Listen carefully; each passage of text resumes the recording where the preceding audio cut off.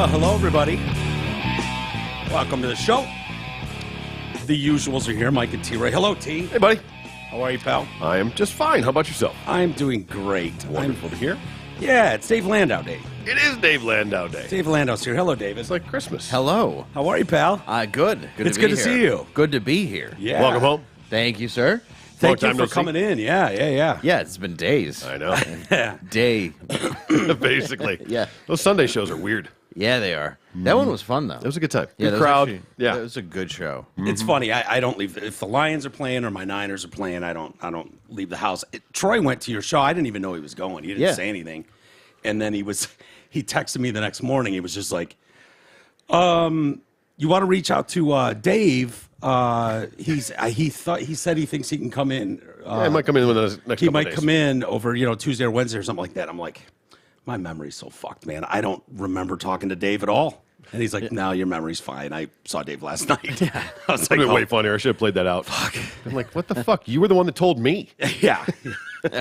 That's usually how it goes, though. And Troy can attest to this. Like, yeah. my memory is so shot. The older I get, I'm just like, I don't remember anything. And that's why I had to, like drinking for me was just not going to work.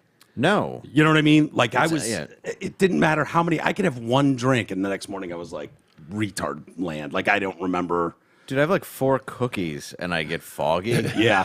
It's my brain's. I think about that constantly, like the damage that I've done. Right? Because I think like I'll find stuff that I wrote in 6th grade, and I'm like, this kid's a genius. Yeah, right. And there. It's like then I just did all this damage, and just whatever is left. You know, You're still a I don't know. genius, Dave. Oh, thank you, but not compared to that young man. That young man But had thank you. so much potential. I mean, you're still the Wasted 6th grade potential. genius, but you're still a genius. Yes. No, I talk about my brother a lot about this because he went through his period. Like, he doesn't drink, doesn't smoke, doesn't do drugs, any of that stuff now. But he had a stretch, as did most people our age. And, he's always worried about it because he hasn't touched alcohol in years. I think he had a beer recently with us on the golf course or something. So he's not like he won't. So but, horrific relapse. Yeah. But no, he nightmarish. never went so far off the deep end. But he just doesn't drink literally at all. He'll go 10 years without sipping a beer. But he's like, I just feel like I've done so much damage from the run I did have. And I'm like, yeah, but we always hear like the body has this amazing ability to rejuvenate and it's remarkable. And I'm like, There's got to be a point everyone of no I know that return. was all fucked up with it all says the same thing. Like, God, I'm worried about how much damage I did. But we've both interviewed rock stars, yeah. and like I forget his name, and I'm a big fan, the lead singer of Jane's Addiction. Perry Farrell. Yeah, Perry Farrell, Farrell, and I liked him a lot. He's very nice, but Yeah. I was also like, he didn't bounce back. Yeah. Like, you're not looking at a lot of these people like I still don't look like Keith Richards is alive and it's miraculous and he can play yeah. guitar like crazy. Yeah. But would you really want to be in a full conversation with him for like an hour and a half? or an hour-long drive in a car. no, just in no. shotgun, a guy who climbs trees and Yeah. stuff randomly. Like just no, it. I don't know. I think I've just done way too much damage, and I'm saying that like I'm a fan of these people. Oh, for sure. And I didn't go as hard as them, but they're not. Maybe I did because there's so many nights I don't remember because I drank to forget. Yeah. And it yeah. worked. It just it stuck where I. Well, I'm guessing you were like me and like my brother. Like the idea of having a couple drinks at the bar and having a casual night didn't exist. Well, why would it? Why would that's my brother and I would say like, what if you're not gonna get fucking blackout drunk? What's the point?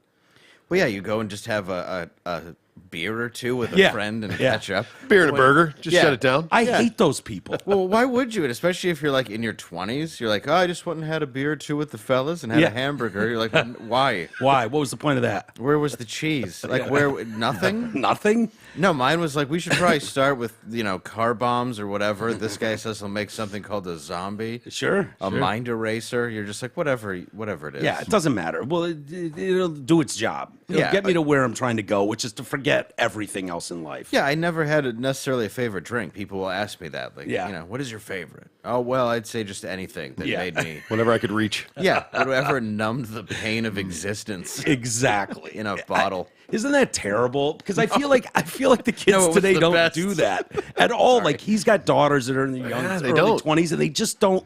And I'm like, Yeah, she I don't know has what we would have dreams. done. Yeah, right. I had the same dream at her age, except I was, and I actually was a touring headliner, and it was not a good thing necessarily because I was drunk a lot. I guess I could control myself at that point. It was just anytime after a show, it was just wasted. Yeah. Once you start, there was no stop. No. Yeah. No, There's no and breaks. that's what I remember most too. Is like you're just gonna go until you, you know, and then the next morning it's that horrible, like, oh God, what did I say to who, and you know, Who did I kill? hope I didn't rape anyone last night? Jesus Christ, you know, what did I do? Who's that? That's still today. So, but you never got like that on stage. You were good enough to hold, because I could do that too. Like if I had to do something, I could. I would have together. attested to that, yeah, but I also had people where I'm like, well, at least I never got drunk on stage, and I had some club owners like, yeah, you never really watched your Late Show, did you? Yeah. But at the same time, people didn't storm out Yeah. or anything. It was always a good time, so I was always booked back. Yeah. But I wouldn't really do my act at that point. It was pretty much just me being drunk, talking shit, Yeah. and hurting feelings. Right. Sometimes that's better. Yeah, and to an audience, they loved it. Yeah. Dude, what is that? That's exactly what Greg Giraldo did shortly before he passed away. Yeah. He was doing Ridley's, and he had come into the morning show. I probably told you some of this before, but we went and saw me and a buddy, and it's fucking Giraldo. The guy was an absolute genius. I worked with him at Meadowbrook. Did you? Yeah, he's great and super nice guy. He was so fucking drunk on stage, so drunk. And he just came out and was just like, he was one of the smartest dudes out there. I mean, Harvard educated lawyer, you know, like no bullshit. And he's just picking on people in the front row like, you're fat as shit, like to some chick. like there's no wit, there's no humor, none of it. It was just like gone from him. And it was like, I was still drinking when I opened for him, and I didn't know really that he had an issue. You know, like I had heard about it. My friend Jesse had been touring with him, and I knew Jesse was a bit in recovery and was helping him. So I remember hearing about it, and I was like, oh, yeah, maybe we shouldn't drink in front of him or whatever. And we had a beer, and I like went to hide one, and he's like, oh, don't do that. Don't. But we were talking to him, and he was very anxious about the night because it was that big amphitheater, and he didn't think he could sell the tickets, and then the place was packed. yeah. But it was great. It was a really cool night, but he was sober that night. Yeah. And he was brilliant. Yeah. And you know, I had heard after that he did Ridley's, and Yeah. it was a disaster. Yeah, it was. It was one of the weirdest nights of my life. Ridley calling me at 3 a.m, like trying to protect the comic, which I love about Greg because he loves you guys so much that he feels that overwhelming sense of like to protect that community. Mark? Yeah. Oh, yeah. And I let it go. Yeah. Yeah. what did I say? Greg. Oh, yeah. Yeah. Ridley. Mark Ridley. Yes, Yeah. I'm sorry. Ridley just had this overwhelming protection, like about his comics, about, you know, because he knew, and he was very level-headed. Ridley still is, but he was just like, you know, I mean, And a it's lot of his guys go business. through this. You know, these are your friends too, and you know, he was just terrified that I was going to go on the Drew and Mike show the next morning and trash Giraldo, and you know, I was like, Oh, no, yeah. I had no interest in doing that. I wouldn't do that to Greg, but yeah, it was wild, man. It was wild. Yeah. Do you find that hard now? You know, I don't know if you're known as like a sober comic.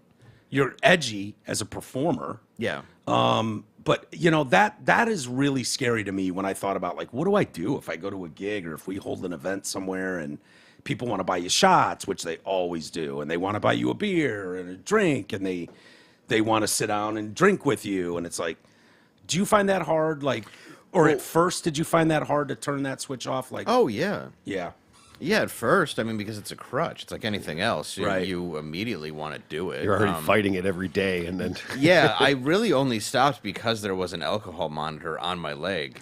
You know, that helped, that was Yeah. my Nicorette. Yeah. Was the fact that if I drank anything, I would go to actual prison. But yeah, there was, like, even the other night when I got off, I was leaving and you guys had just left. I went and used the bathroom, and then there was only the 2 bartenders left. Oh, yeah. And they were like, we loved your act. Do you want to have a beer? Because they never know what's real or not, even Yeah. though, you know, Sure. 10 minutes of my act was arrest stories.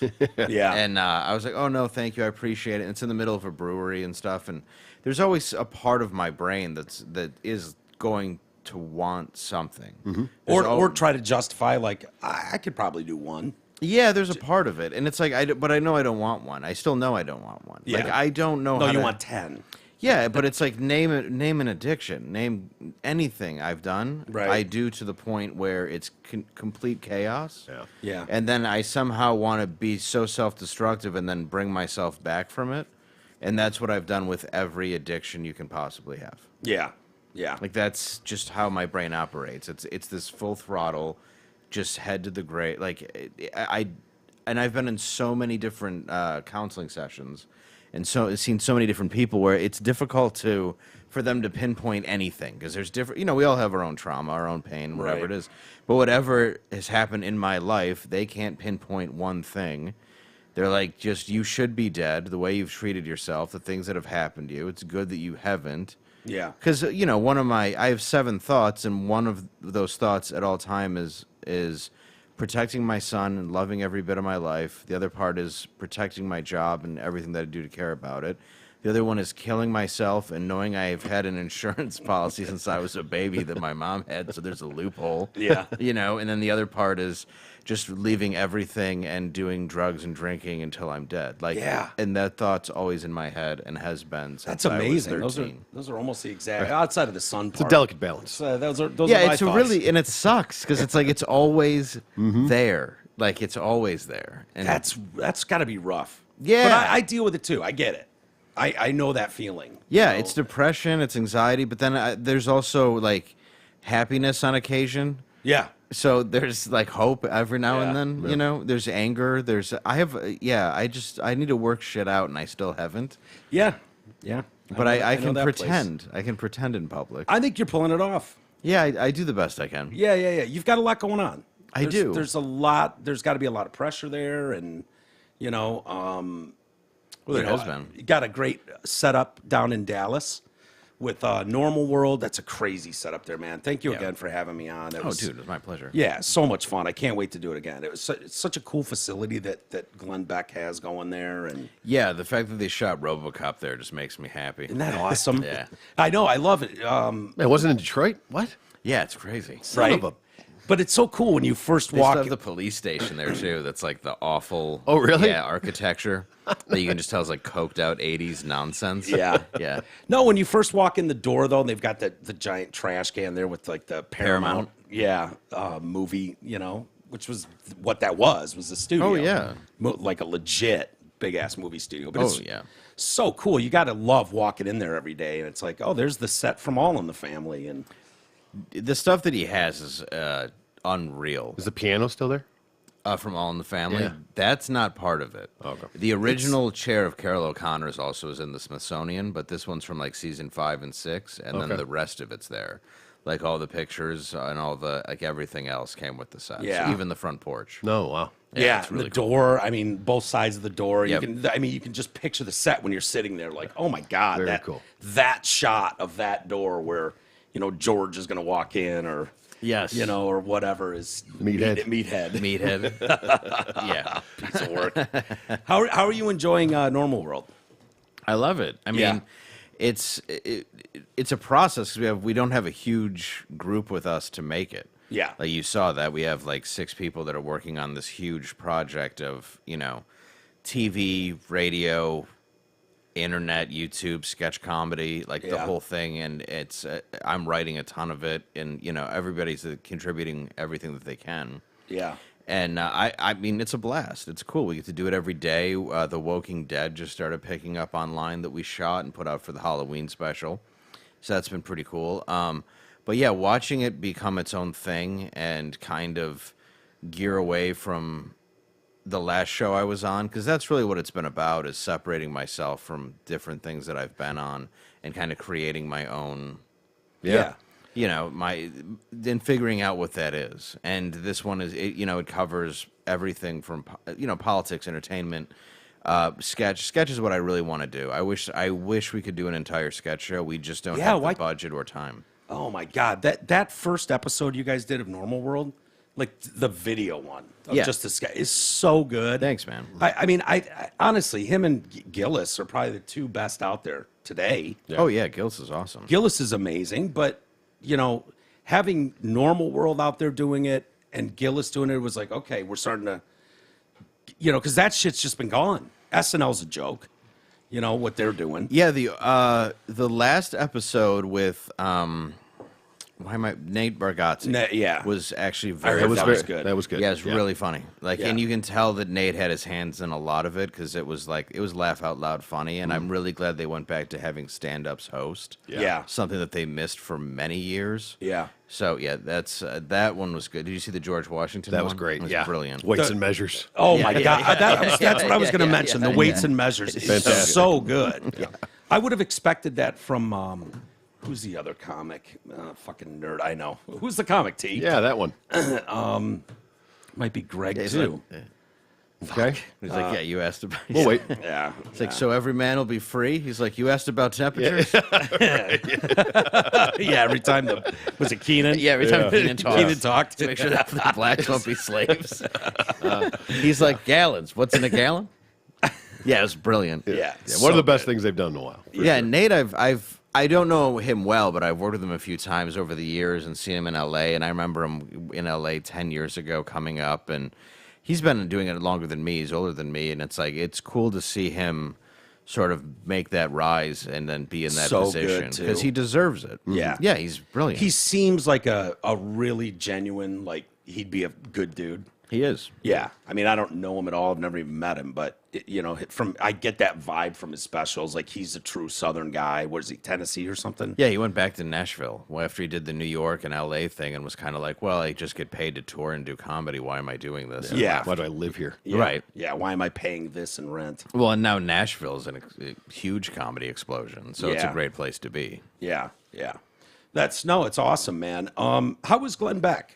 to Great. work with? Do you see him much? Do you talk to him much? Here and there, but yeah, Yeah. we say hi to each other. I mean, we say hi to each other a lot. Yeah. And he always checks up. He's like, how you doing? How's everything going with the show? What do you like? You know, he's always checking in. Yeah. Dude, he's great. He doesn't care what you do. All Yeah. hands off. I've never seen anybody like that where they've honestly said, like, we have no say in this whatsoever. It's awesome. And then he just doesn't. They all act like they're going to be like that, and then they all find it impossible to act like that. Until It's- something starts getting calls. Right. Right. Right. And A we strongly know- worded letter comes in. Yes, we've done stuff that I know is not going to agree with a lot of, Yeah. the Blaze fan base. And it's not because I don't share a lot of the opinions or do or don't or whatever. It's just I'm not like I believe in God and I'm not this far, but I'm not this like God, I don't know how to say it. Like Yeah. I'm not mega. Yeah, well, yeah, and like an extreme Christian to the point that everything is I'm afraid of faith involving like I think God has a sense of humor. Yeah. And I think people are so better. terrified for some reason that he doesn't. Yeah. Yeah, where it's Yeah. like if you cross any line with that, Yeah. It's- Has he put any restrictions on anything? Nothing. Really? That's Literally that's nothing. great. No, he loves like old Mel Brooks stuff, Monty Python. He likes. He's a big history guy. yeah, And so that falls into everything. yeah, and once you look at history, you can't really defend or you can't really. I don't think you can be offended by much. I'm not. No, thank God. And we never used to be that way. I mean, some asshole was always going to be offended, but you just didn't worry Well, about that's that. just life. I mean, now Yeah. it's just become something where I'm used to it. It's Yeah. been years, and it's always like today we put out a video because the Will Smith thing Oh came my God, out. I was going to bring it up. I watched Yeah. it. You and Matt. Yeah. Yeah. And the it's very good. comments of like, you guys are talking over it. And it's like, we have to, or they pull the video. Yeah. Yeah. But I can't literally comment to every Yeah. moron that wrote the same Yeah. thing. Yeah. Where it's like, yeah, it's not ours. Like, we have to be able to talk about it Yeah. to leave it up. Yeah. Like, that's the only way we can't watch and react. It's not a Pink Floyd song that we bought the rights to. Right. So it's, we had to react, but that kind of stuff is fun to do. But you're always going to get people that even when you're giving them something fun, they're like, I'm trying to watch the news. You're like, why Yeah. are you watching me? Yeah. What do I have to do with it? You can go watch the dry clip of this too. Right, I'm gonna without make- me here at all. Yeah, I'm going to make gay Men in Black puns for the next 5 minutes straight. I'm going to name Exactly. every movie he's been in that sounds remotely homosexual. And if not, I'm going to make it sound Right. homosexual. Yeah, That's the way this is going to be. yeah. Hancock. What do you make of that story, See? by the way? Pursuit of Hat Penis. That was one of them. Nice. Yeah. I think it was weird to have his friend rat on him about stuff like that. 'cause And the description. Oh, of him getting drilled. murdered and killed. He's just getting his ass murdered. Murdered. He's killing it, man. And the way he's just Brother Bilal. Is that his name? Brother Bilal. Bilal. He's just like he's in there and he's doing anal sex. The way he says it, Well- he's just like he's killing him. Well, He's brother- killing him. Doubles down on it. Well, Brother Bilal apparently sees him. This is years ago. The guy who the story of the Fresh Prince is about, who I always thought was Will Smith, but apparently not. And I've been a fan. Wait, who is it about? I forget the name of the guy, but it was So that's based on an actual like. apparently it was based on this one of the guys who was helping bringing him into the spotlight. Not Quincy, not whoever. Dwayne. It could have been Dwayne, but I don't know if he was getting railed by Dwayne. Yeah. 'Cause I know he was getting, according to him, Yeah. according to Brother Bilal, Yeah. who was wearing the flame shirt, Yeah. who was dressed like a genie, was saying that when he kissed him Yeah. years ago, but it sounded like almost like a kiss on the cheek, friendly Hollywood Godfather kind of thing, Right. where he was like, I didn't understand what was happening. Yeah. Why is nobody kicking this homo's ass? Yeah, he's like, I was like, ain't we gonna beat him? And What are we doing here? so, I mean, it could be. I mean, maybe, probably, but I don't know if he's a bottom. And I also feel bad for Will Smith now because, Well, I think we found that out. yeah, well, I mean, he's clearly he's a power bottom if he was getting his ass murdered. Murdered. Killed. He was killing him. I just feel bad for him at this point though, because he wins an Oscar finally.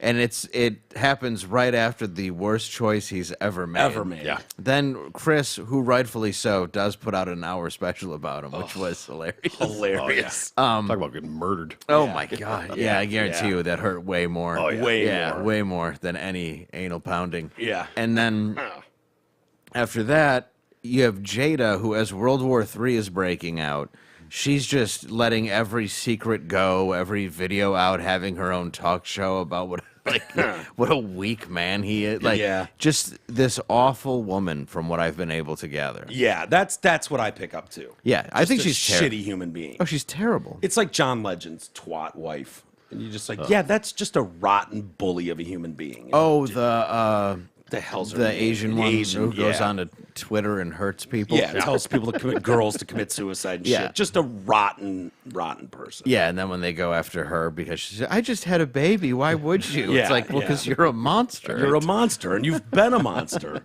It's not because you're Asian. It's not 'cause Tegan, you're a right? chick. Chrissy Chrissy Teigen. Yeah, it's Thank it, you. yeah. Yeah.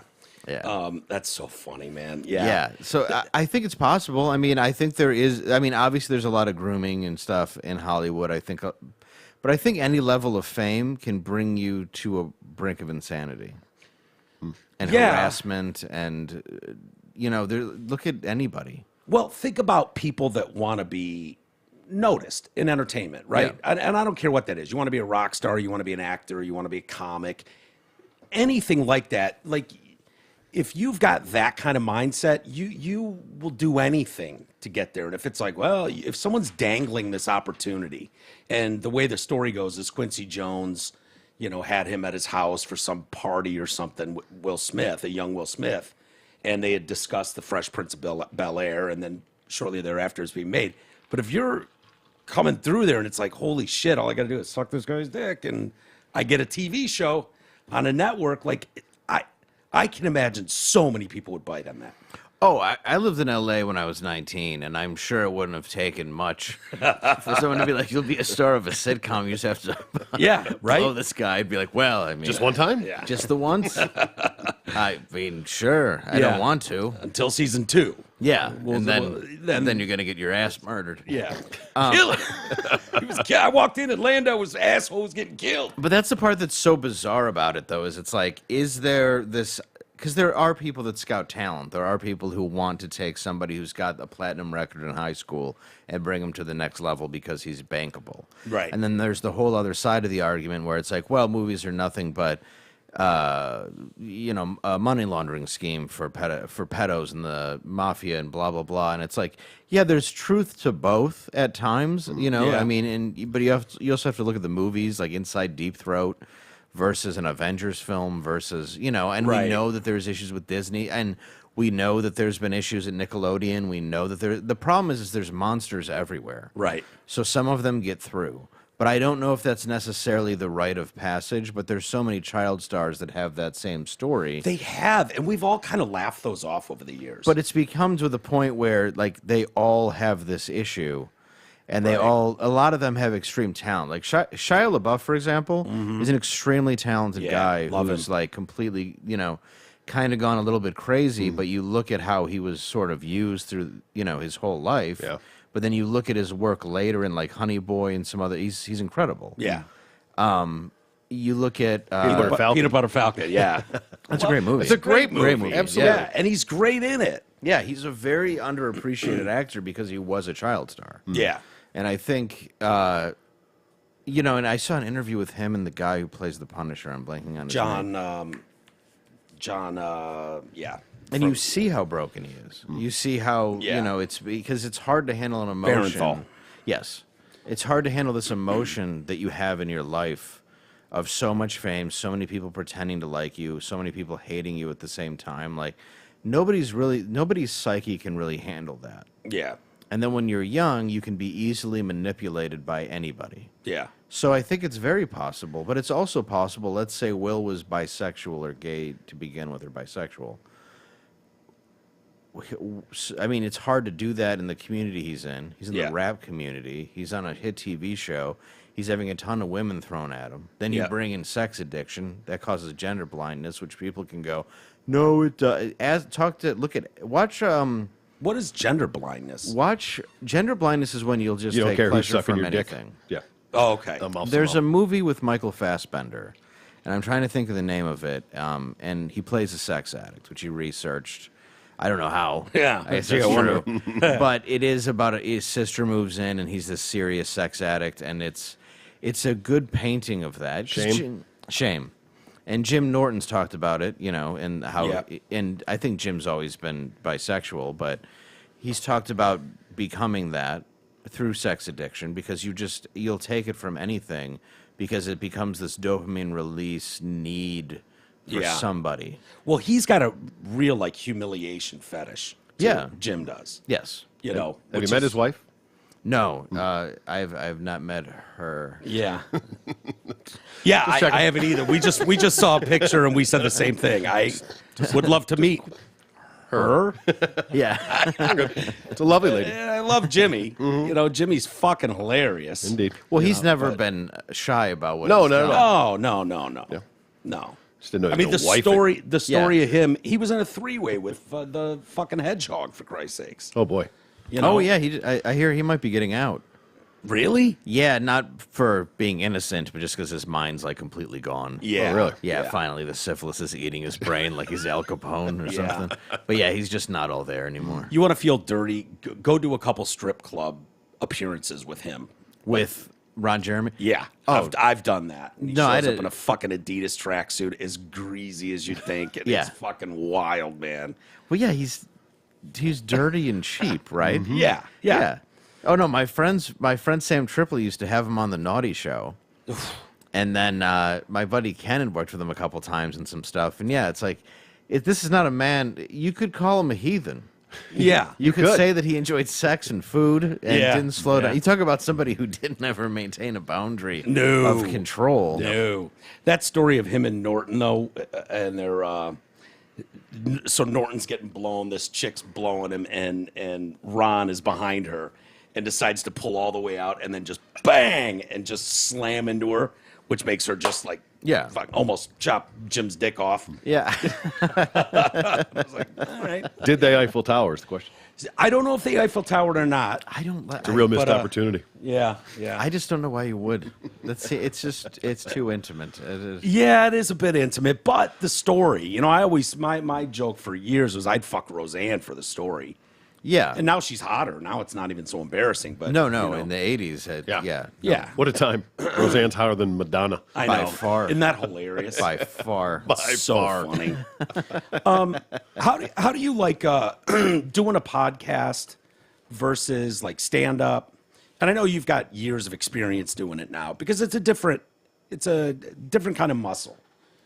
I like it a lot. Yeah. I mean, I really enjoy doing the show. I enjoy interviewing people. I enjoy writing. I love it. I love broadcasting. Yeah. I'd like to do more of one and less of another, which is what my goal was before. But I can't. I just won't give up. Like, I just can't give up stand-up. Yeah. Yeah. Yeah. It's always been my problem. Like, I just will keep doing it. Well, it's weird. Like for newbies that don't know, like comics, when I look at them when they get good, you're doing an hour on stage. Yeah. Uninterrupted. There's no bouncing off of people. There's no playing with other people. And so I wonder if that transition is hard then to go into a room. I think you make it look really easy, but I don't think it's easy for everybody. No, but I think podcasting is about listening or radio. Yeah. It's give and take. It's improv. It's far different. Yeah.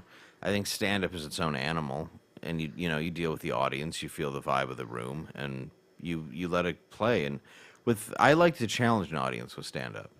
So it's like Patrice said, you learn to kill, and you do. And then you learn how to be a great comic, or you learn how to be actually genuinely funny. What is that? What do you think that means? Like, what is the... I would rather... I mean, I thought the whole goal was to kill. I would rather... No. I would rather be telling the truth and getting people to groan or be saying something that may make you feel a little bit more like, oh, God, than getting an applause break. Than just the perfect setup and punchline. Yeah, there's just I something agree to with that that, where, like, yeah. when I'm putting something out there that's real, because even if I say that, usually I'll get an email later that says how funny that was to somebody, and then the thing that might be this perfect setup, punchline, applause, whatever, it's probably fairly meaningless if an entire room can be like, great. Yeah. If everyone Yeah. agrees. But if you say something and people are hiding their face, laughing, Yeah. or like afraid, Yeah. and it's not that you're trying for that reaction, but it's like if that's your genuine thought, and then people's reaction is to kind of be like, oh, I love that. Yeah. That's a beautiful feeling. It's a great feeling. And you can feel it even in a setting like this where we're not in front of a live audience, but they're never far from my thoughts. No. Like, I never feel like if Troy and I are just down here having a discussion, I'm not really talking to Troy. And he's not really talking to me. He might not know that yet, but I do. I recognize that that's the audience. So I'm talking through each other, but it's really all about them. You know what I mean? Yes. It's kind of a But you weird still thing, got to but- be able to have that conversation. Oh yeah. That's what makes it organic. But and real. where I was going with that is I know in that moment when we're in a discussion about something and it's like that would not have been allowed to be said in polite company. And I know there are people even in their cars cringing, going, "Oh fuck, I can't believe he just said that." Yeah, of can't." course. We were talking about bat dicks yesterday. Yeah, they're hung like big old dicks on bats. Did Yeah. you know that? On bats? Bats Yeah. have big old cocks. Yeah. And I did not don't know know if it's that. all bats, but this I've only particular met the men. species. Yeah. But these, Sorry. So the bat apparently the bat dick is 7 times longer than the bat vagina and 7 times wider. yeah, the head is like a heart bulbous thing. Yeah. And it was basically That's Just wrecking. the bat bitches that is Will Smith. grew like a tail so they could cover their vagine because they were like, nah, I've got a headache. That kind of attitude from the Right. bat. And the guys were like, all right, then I'm going to grow a huge dick and choke you with it. And so a lot of the humor laid in this fucking like rapey game. Are these that fruit bats or all bats? I don't know which bat it was. Yeah. It's probably in that stack of stories there. But whatever It wasn't the white bats. No, yeah. And so, it was just Alaskan bats. but I knew while we were having the conversation, it was like, there's a lot of rape context going on here, and I know that there's a lot of people cringing at this, but I know there's a lot of people laughing too. Well, there's so many things now, where people are offended, where I guess, I don't know what happened. Matt Rife made some joke. Oh, that was a great response. Yeah, and did you see? I saw what he did. What did was he pull the it down? joke? Oh, well, I don't know the joke itself. Was it a something rape about, joke or something? I think it was on Netflix. It was about domestic violence or something, whatever the joke was, but people started getting their panties in a bunch. Yeah, it was like a black eye joke, and then like something about it was very standard, something along the lines of cooking, and then it's like, well, if she could cook good, she wouldn't have the black eye, something like that. Yeah. So, but Standard show. Yeah, Not but I bad. read it and it's like, yeah, it's a 50-year-old, whatever. But, Yeah. but at the same time, I met that kid about a year ago, maybe, doing Sam Tripoli's show. Really nice. Crowd seems to like him. Say what you want. People enjoy him.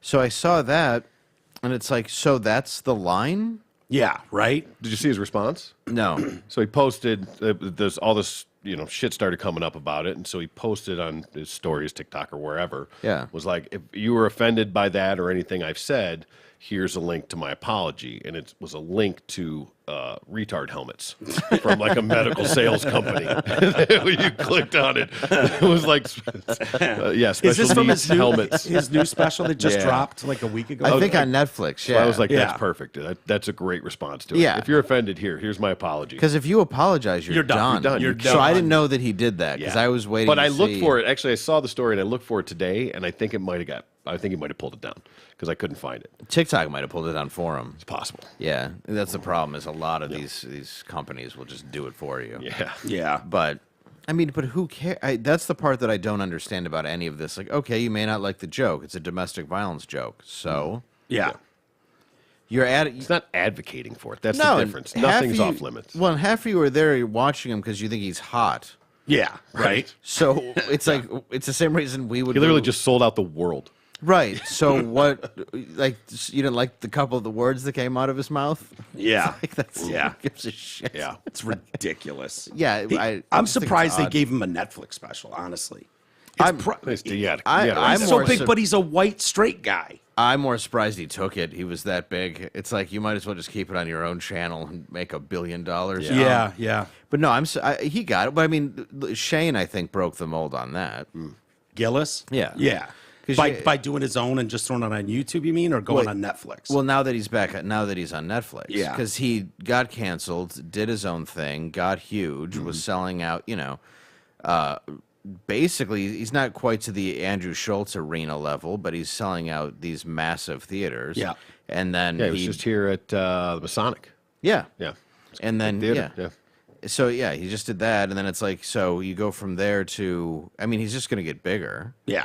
So, I mean, then he does Netflix. Why not? And Netflix makes him bigger to a broader audience. And immediately they were trying to cancel him because they were saying Australians were offended by one of his jokes. And it's like, Australians aren't offended No. that he was No. making fun of And Australia. if they are, fucking who cares anyways? well, yeah, but no one. It's usually never who they say was offended was actually offended. No, there's not a country of people like we have exports. Yeah. it's not. That's not what happened.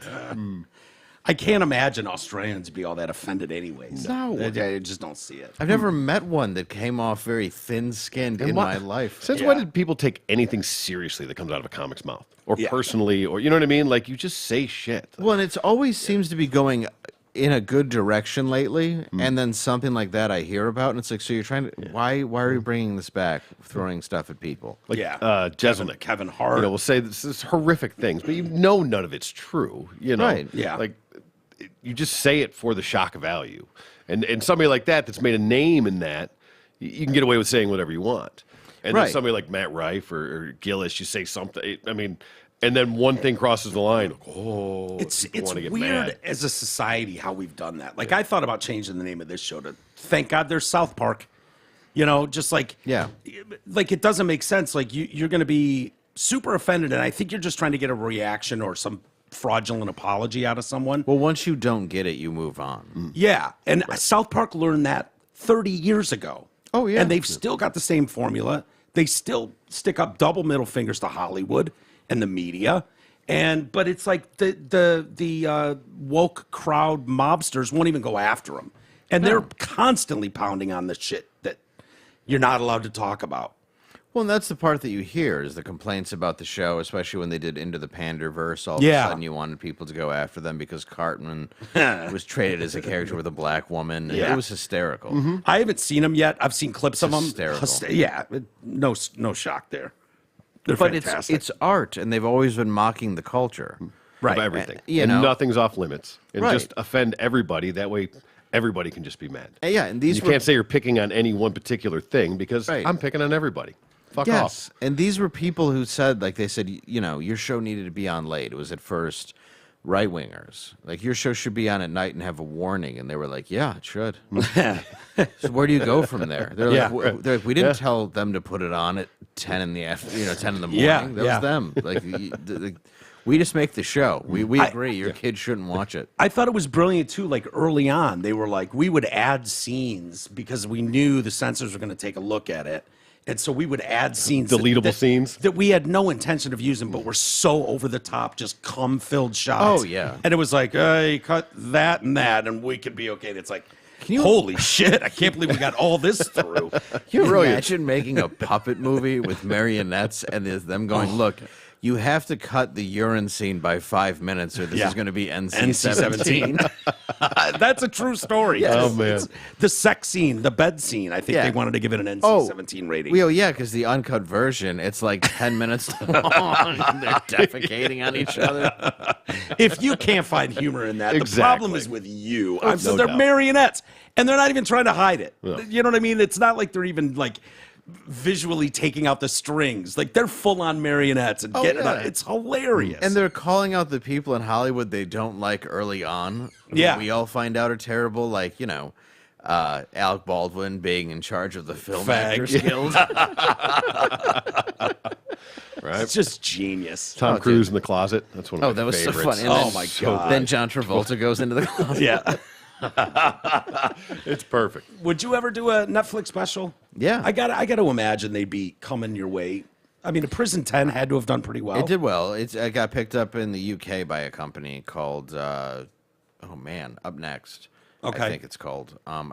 I could be wrong, but you can check my socials. But yeah, that's why I had to take it down because it got picked up by a UK Really? streaming platform. Yeah. Awesome. So yeah, no, I mean I would. And Do you see return from that, by the way? Like, is it already airing? it's just started, Okay. so we'll see. That's it. So now you can't sell it here?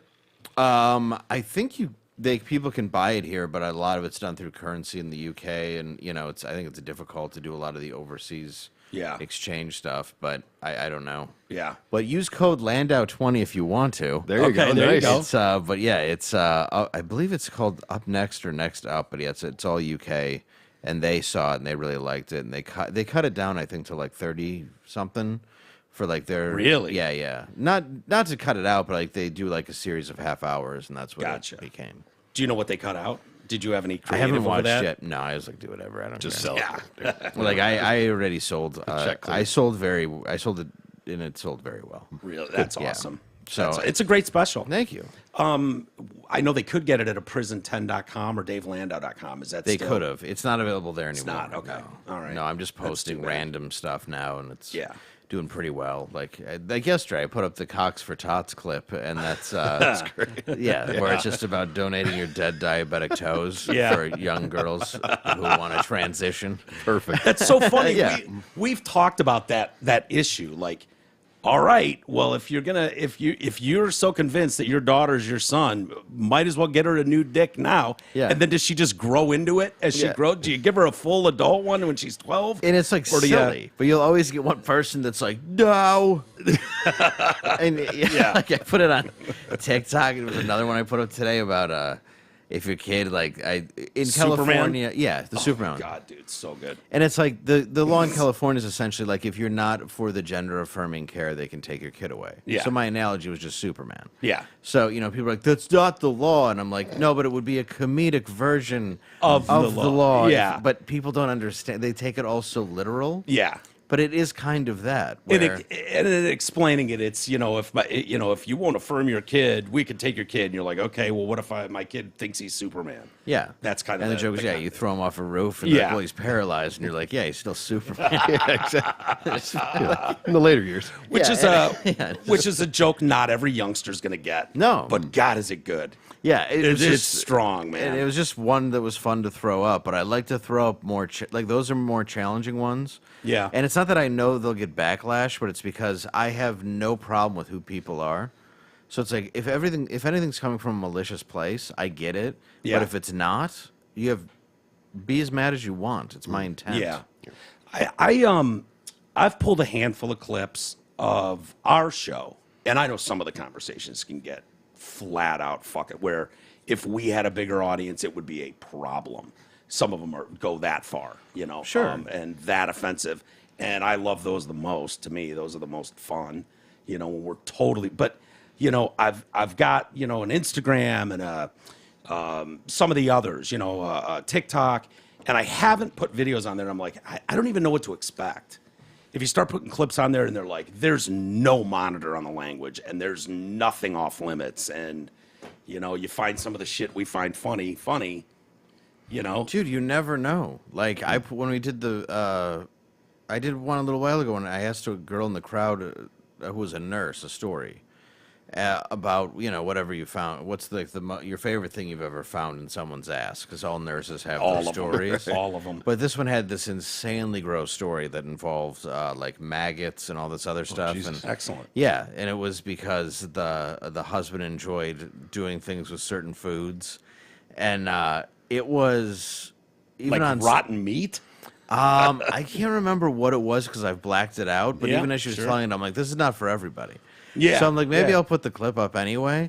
But it's like, dude, it's like 42,000 likes, 900,000 plays. Like, you never know. Like, Yeah. and I thought it was going to be something that was just people found gross. So Yeah. you have no idea. And then I could put up something that I think is the tamest thing imaginable, and you offend so many people. Isn't that wild? Yeah, you really don't know how to call it. Yeah, it's amazing. You'd think people that do comedy or shows for a living would have a better grasp on what's going to hit, and you just don't. You hear from musicians. I know I feel it all the time where I'm like, we'll get done with a show, and I'll be like, holy shit, that 15 minutes there in the middle, people are going to be talking about that for a while. We're going to hear a lot about that. And then it'll be something totally random from 5 minutes that I thought was just absolute throwaway. And you get multiple comments on that, like, dude, I was fucking dying. I'm like, I don't even know what's funny anymore. Yeah, no, it's Maybe that's the problem. Maybe. But it's wild what people will pick up on and what they, Oh, for sure. There's it's the same with my show, the same with anything that I write out, any sketch, anything that works, anything that doesn't. You never know. I mean, that's Yeah. kind of the fun of comedy is you don't know what's going to work. Yeah. And you can try, but that's all you really can do. And you don't know why some stuff sticks and some stuff doesn't. Yeah. And people like crap. Not everybody, but I mean, there's a lot of stuff out there that you just watch and you're like, I'll never understand this. Yeah. Do you like covering the news? Yeah, I do to an extent. Mm-hmm. I enjoy making fun of it and making light of it, Yeah. especially the darker the story. Yeah, me too. Yeah. What are your favorite topics right now? In the news? Yeah, just in general. Do you like tranny stories or teachers fucking their students stories or Those are the two options. no? One of them I was news. the news. No, is it like, oh, I'm looking for the wild story where a bat has a dick 7 times longer than the vagina of a bat, or is it like Elon Musk versus Media Matters? Oh, And God. you know what I mean? Like there's such a, We did a call to action for the Will Smith thing, but I was asked to because I love entertainment stories. Yeah. That's like my bread and butter. But no, I get brought into a lot of political stuff, and Yeah. then when I sit there, I'll just say what I think, and it's always just usually jokes about what various people look like. Yeah. Because that's as far as I really know. Yeah. But I like to talk about like any story we can find that's like kind of out there, kind of crazy, exposes somebody who deserves it. Yeah. But I thought you guys did a good job with the stories that when I was on. Yeah. And it was like, okay, they're hitting a variety of things, but all the things that are kind of relevant in the news right now. Yeah, You know what like the thing that we do called Trans News is it's a segment where it starts with the rock song of like Trans News, and then it cuts Yeah. to the lamest story we can find Yeah. about a transgender person. Like Okay. like graduated from wherever, is the first to ever get this kind of psychology degree. Yeah. And then it will just be Trans News. Like a The rocking. stinger going out.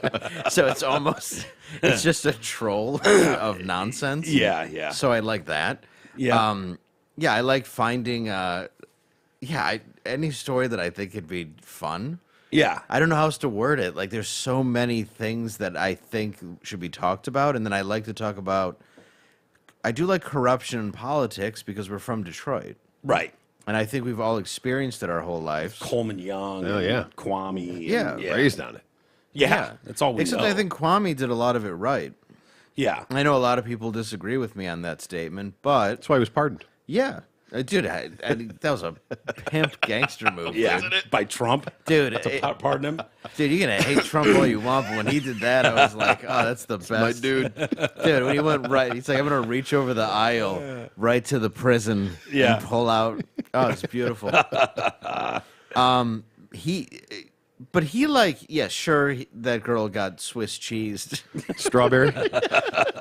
Strawberry. I love that they were like, oh, it was a hit on the boyfriend who got like shrapnel in his right arm. Yeah. Meanwhile, she's got 42 holes in her. Oops, missed. And didn't she get smacked upside the head or take got- a shoe to the head by Kwame's wife? Yeah, too? that's why it started. That's why it started yeah. at the Manugian. He whooped her ass on the front lawn. Yeah. Well, my brother was painting the house next door. No way. Yeah, so I would At the drop time? him. Yeah. Holy So- shit. Not when it was happening. I was going to say, yeah, wow. Drop him What are off. the- What and are the I'd be- chances of that? Yeah, Yeah. son of a gun. She's getting out of a Navigator we bought. But was he painting at 3 a.m.? But yeah, he was there. But there were always parties there and people outside. But I was also, I think, like 19, so I didn't think that was weird. Yeah. Like he's the mayor, of course he has parties. But why wouldn't you? You're Yeah, the mayor. you're I the didn't mayor. realize that was some sort of a big problem. Not while your wife's out of town with all your buddies over. Right, you know. Strippers, maybe not the proudest moment, but Yeah, and Charlie LaDuff did a great inside thing that I read on in his book. Detroit, an American Autopsy. yeah. And I don't know your opinion on him, but as a writer, Oh, I love Charlie. yeah, he's a good it friend. is- well, yeah, Yeah. it was brilliant. It's one of the most brilliant books I've ever It's read. incredible. Yeah, and the way that he delves into it with his sister, who was a slain prostitute, and how he gets into it, it's a fascinating read. And he's as local as they get. Oh yeah, Like he's from here, Love that dude. yeah, He's a problem. I would hang out with Charlie way more, but Charlie and I get deep quick, bad drinking Yeah. and shit. Like it goes off the rails quick. We'll end up back at his house in the basement. Is he still a Coney? Yeah, I think so. Okay. He'll still, yeah. I find that I don't know. I just found that so interesting, and I do love stories about that, and I love stories about movies and that industry. Like I do like to talk about that. I like to talk Yeah. about we can get lost in film forever, and I do like stories. You love about- films too. Love them. Yeah. and I do love stories of corruption. Yep. And what's happened in Detroit has such this crazy, unique thing about it, and I think people sort of shit all over it because they don't understand that it really is like it's a microcosm of what the rest of the country will become, Yeah. and they don't get it. And it's like, look, everything that you're seeing from riots to falling apart to bad people running. It's kind of been ahead of everything. Yeah, it's The all automation, and middle class, innovation. all of it. It created everything. Yeah. And people came from all over, and it was it was a melting pot, and really the first place other than New York. But I mean, it was really a more The birth of the middle class. yeah. I mean, it was everything. And now we look at it now, and it's like it's an entirely different world, but we still experience different levels of it. Different. There's so much that's happened here. Yeah. That I love looking into that stuff because Coleman Young was corrupt beyond belief. Yeah. Well, it's But I funny. don't blame black people for voting him in at all. Yeah. I mean, you get treated like crap for so long, you're going to vote for your own, regardless of the fact you don't really realize what he's doing to you. Yeah. Well, it's sad because so many people in downtown Detroit don't feel like they have any representation. They don't. Anyone looking out for them. And so Charlie and I have been out many, many times, and we'll be at the bar drinking, and people will stop, and it's black people. When you're walking around with him or you're in a bar with him, they come up to him and they're desperate and they're so thankful. Like, you're the only one.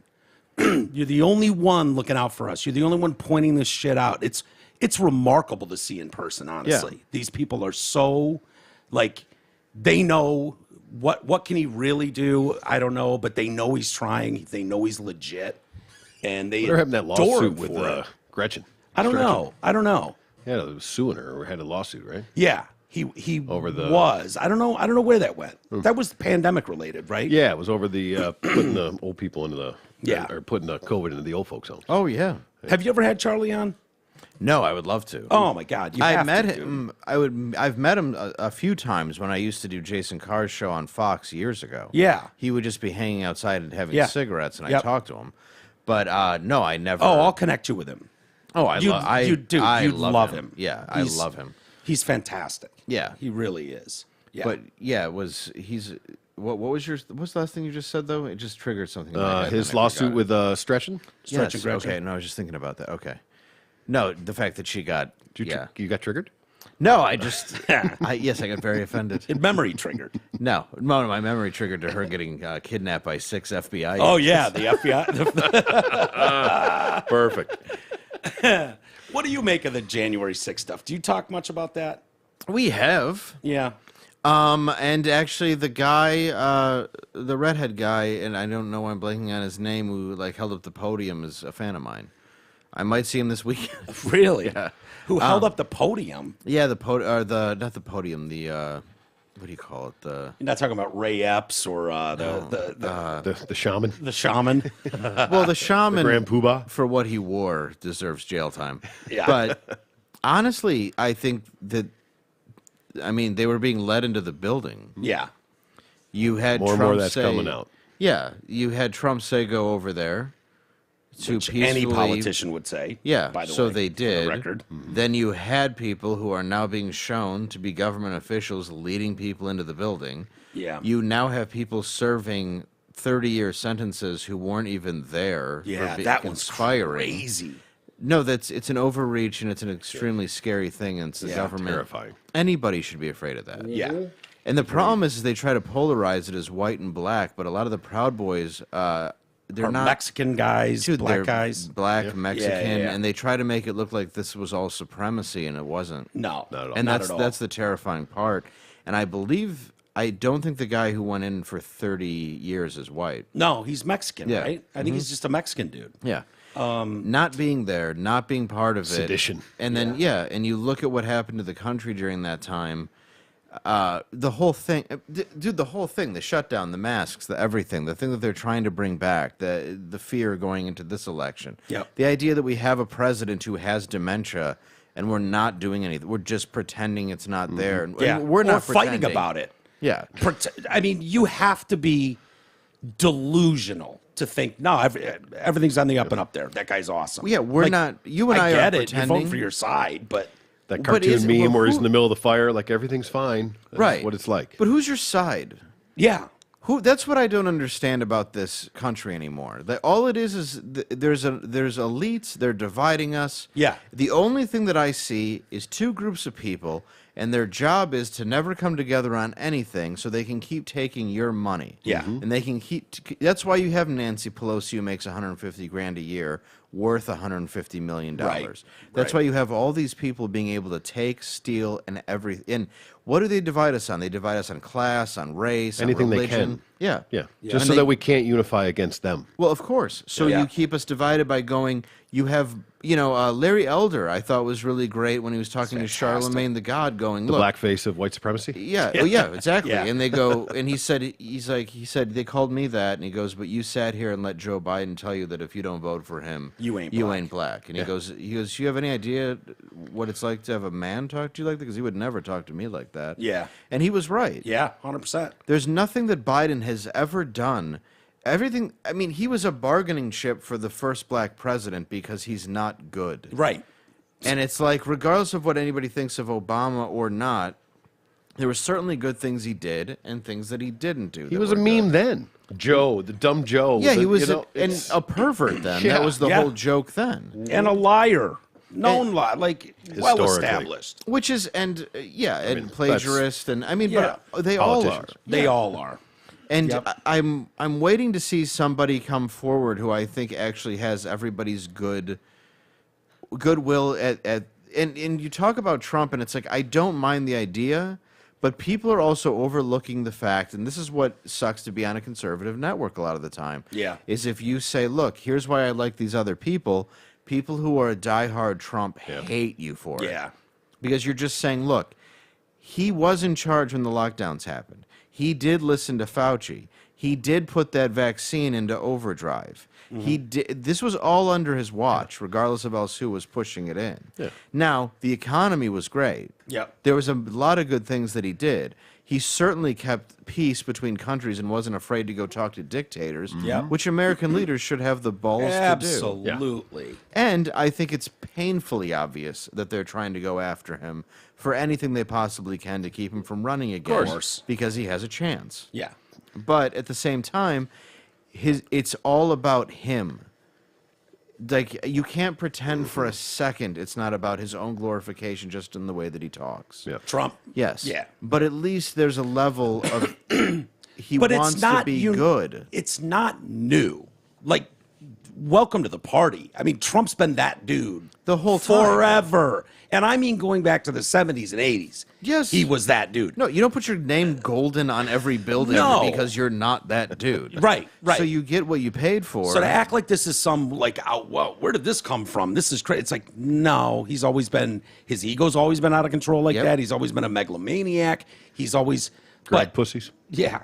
Yes. Yeah. Yes. He's always going to say, he's one of those guys, no matter what you ask him, he's got an answer for it. And he doesn't care. know. Yeah. No. And he doesn't know the, like, it's not appropriate for me to comment on that. It's, I can only get in more trouble if I even address this. No. Which is what people liked. That fuck yeah. I mean, that's the To a reality. certain degree, Appreciate he it. just couldn't get out of his own way. No, Yeah. but the reason why I saw him first and like I liked him standing there was you were getting honesty out of somebody for once, calling out everybody on stage. Yeah. And he was just pushing them over like dominoes. Yeah. Because it was somebody being honest. Yep. Well, yeah. Peeling the curtain back a little bit. Yeah. When you look at the January 6th thing, this is where I think we're in real trouble. Is I think it used to be the government would do something fucked up, and then when it came to light and the story started coming out, and oh wow, we weren't shown these videos or we weren't shown these interviews, and now that they're under oath, we're getting to see what they really said. The whole nation could agree, like, oh wow, these absolute monsters. Look what they did on January 6th, setting these guys up and blah, blah, blah. Now, it doesn't matter. If you're a D, no matter what, every one of those people is a rotten, evil, ultra, mega, MAGA guy who's wrong and should rot in prison forever. Exactly. And it's like, no, you don't understand. The people at the top that are pulling the fucking chains on this they're using all of us. Well, and they're doing it to manipulate their own voter base. Well, the problem is the D's are united and the Yes. R's are split. Right. So that's a problem. Absolutely. The D's are going to be more and more split as time goes on here because of the Palestine shit. Well, that is definitely dividing. I mean, that's that is- dividing Hollywood again now. Yeah, sure. 'Cause, I mean, you're not going to have a Jewish agent who's like, "We got the new hot Palestine boy." Yeah, yeah. But no, that's a huge problem, and I think people are so brainwashed that they overlook whatever media channel they've decided to get brainwashed by. Right. They have those solid opinions. So you have evidence right in front of you, and you hear that like they shouldn't be there, they shouldn't have been there. It's like every riot then. Yeah, right. And that wasn't a riot. Like they didn't storm anything. No. They were waved in. A woman crawled in over, I forget her name. Ashley Babbitt. Ashley Babbitt, shot and killed. Yeah. Nobody. Don't even investigate it. Nobody's accountable for it. Hero. Yep. Nobody knows who did it. It's not a problem. Somebody Yeah. was killed. Yeah. Like it just shows you that. The only person killed that day, but you wouldn't know that. No. Well, because they wanted to make it seem like everybody was killed that day. Yeah, it Like, was people- 9/11. Dozens of It was- police officers it- were yeah, killed. it was worse than D-Day. It was worse than 9/11. It was, and it's like, we had a buddy over the other day who's really smart. He's a doctor, okay? He's a scientist. He's no bullshit. Went to U of M, all of that stuff. He's a libtard, though. He's an absolute fucking libtard. And he made it, Troy and I were talking about, but he made a couple just snide remarks, and it was just like, let it go. Don't even, I'm not changing engage. anybody's Right. mind. Who cares? But it was just like, about, some crack about how we almost lost the country on January 6th. And I'm like, you really think democracy was under attack on January 6th? Really? You honestly believe that the people on the right, the Second Amendment fucking, is their holy grail, showed up to this thing with zero weapons to fucking take the country? Really? What are you talking about? I was on It was the Kumi's worst show. coup ever. Yeah. if that was the case. Yeah, I was on Kumia's show and I tweeted the woman that just died at the Capitol has been identified as Ghislaine Maxwell. It was like 5 minutes after it happened. Oh, I love it. Wish. Yeah.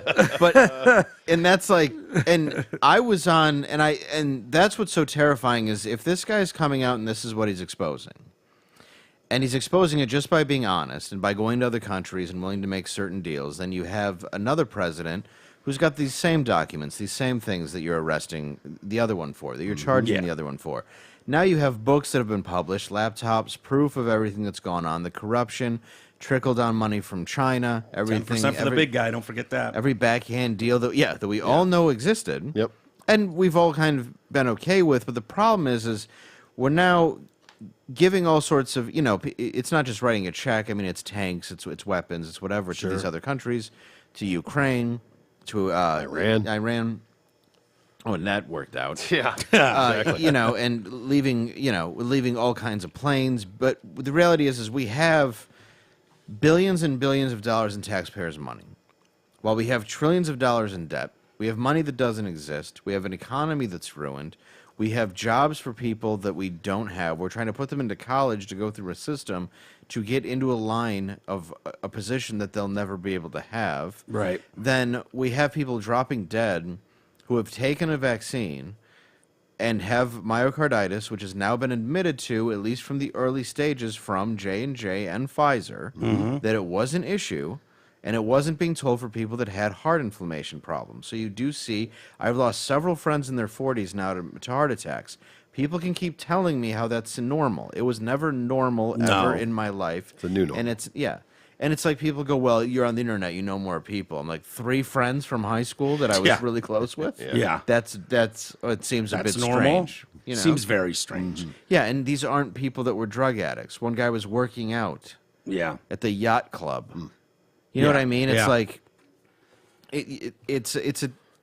we're being lied to every day, manipulated every day, and that's the kind of stuff that I do like talking about sometimes on the show because we want to keep it funny, but I'm angry. Yeah. I'm angry because Dude, that's exactly where I fall. Where it's like, I know some people don't want to hear some of this stuff, but I'm sorry. I'm fucking pissed. And if you're someone that talks for a living and goes through this stuff and reads enough about it, you can't ignore it. Well, and my whole thing, and I talk about it on stage before I lead into stuff, and I've said it 1,000 times, but I'll say it ad nauseum because I'm still owed. Like, I've been audited, but meanwhile, the government that killed my father by exposing them to Agent Orange, and I watched my dad die for 4 years. Yeah. That then led to my mom's suicide, and they sit there and they go, well, you were 18 when he died. Your mom didn't fill out the paperwork right. And I talk to all these other people who have these horrible effects from Agent Orange, and it's the same bullshit they pull on all these soldiers who are willing to fight for this country. They just started paying out mustard gas to families. Yeah. Which is virtually nothing now. Yeah. From World War II. I was going to say, and who's still getting, Yeah, who's still getting compensation from that mustard gas. Yeah. You have people that were put in these situations. What is that? They have the money. Of course they do. They're spending... But it comes out of their pockets. They lose $6 billion giving it to, not Russia, but Ukraine. They made a clerical error and lost $6 billion. Sure they did. Do you know what $6 billion would do to the VA? Yeah. Dude, 10% of what I'm owed would be $400,000, which is 10% of what my dad lost paying for his own surgery, lowballing it. Yeah. I'll donate half of it to a Wounded Warriors company. Like, I just want, then they've admitted it. I just want the fucking check. Yeah. Because I want the proof, and somebody can have it who's dying right now. Yeah. Or send it down to the next person who's living on the street. Because you have that too. You go into LA, you have all these soldiers who fought for this country. And that's why I don't want to hear about mental illness anymore. I'm tired of hearing about that. That's why they'll shit. never pay you, because then they have to pay everybody. Well, it's of course. So they just fuck everybody. And I'm public, so it's like they can just go, well, it was this way, and technically you were 18 when he died. No, I was a teenager the whole time he was sick. Yeah. That's the point. Like, this, you took away everything that I had, And people, have even gotten on me for talking about it, but it's like, fuck you. You didn't experience that. Yeah. And I have every right to be upset about it, and I have every right. Don't you think maybe To that not trust the contributed a government. little bit to some of the behaviors that you were going through? All of it, dude. Yeah. I was I mean, fine right up until there's this weird moment where my dad, who was my hero, I thought they and couldn't coach find that went moment. away. Well, yeah. I mean, that's really that's the catalyst. Yeah.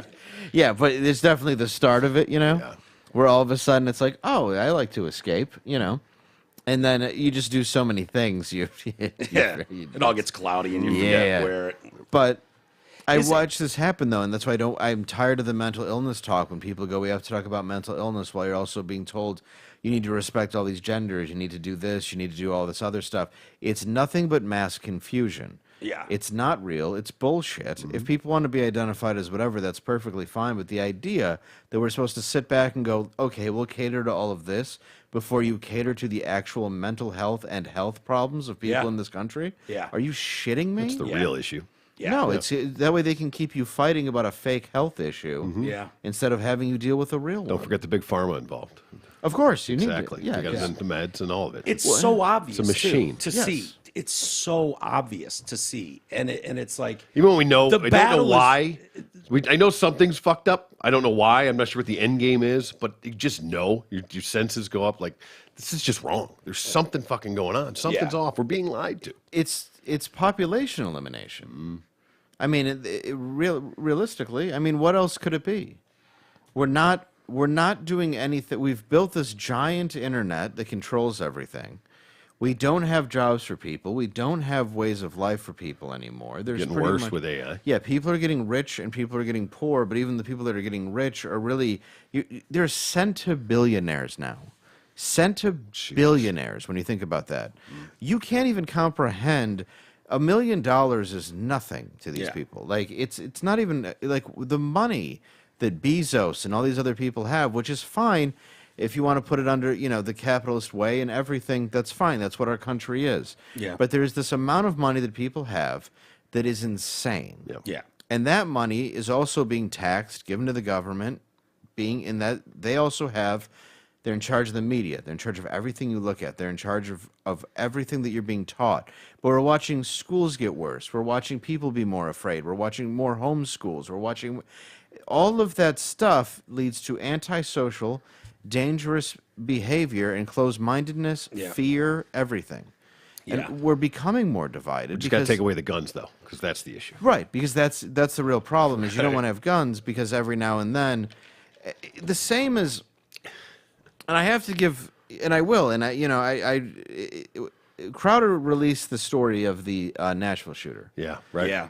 and you look at The it, trans one. the trans one, and you look through it, and in it, through it, it says, "I want to kill these honkies and crackers," and immediately you have people Yeah. that want to focus on that and be like, "See, is a trans," but go through it.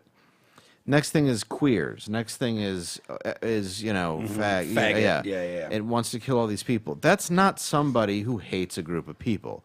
That is somebody who is broken. Yeah. And hates everybody. themselves and Is confused. Doesn't Yeah. know what's going on. And I'm not in. Nobody can have empathy because they killed someone. But it's like, what happened to that person? yeah. What happened to this little girl at one get to time? that point. Yeah, to break it, and then that's her note, and then everybody wants to pick their piece of it to go. Well, see, they're going after the honkies and crackers because of how mean white people are, Yeah. and it's like.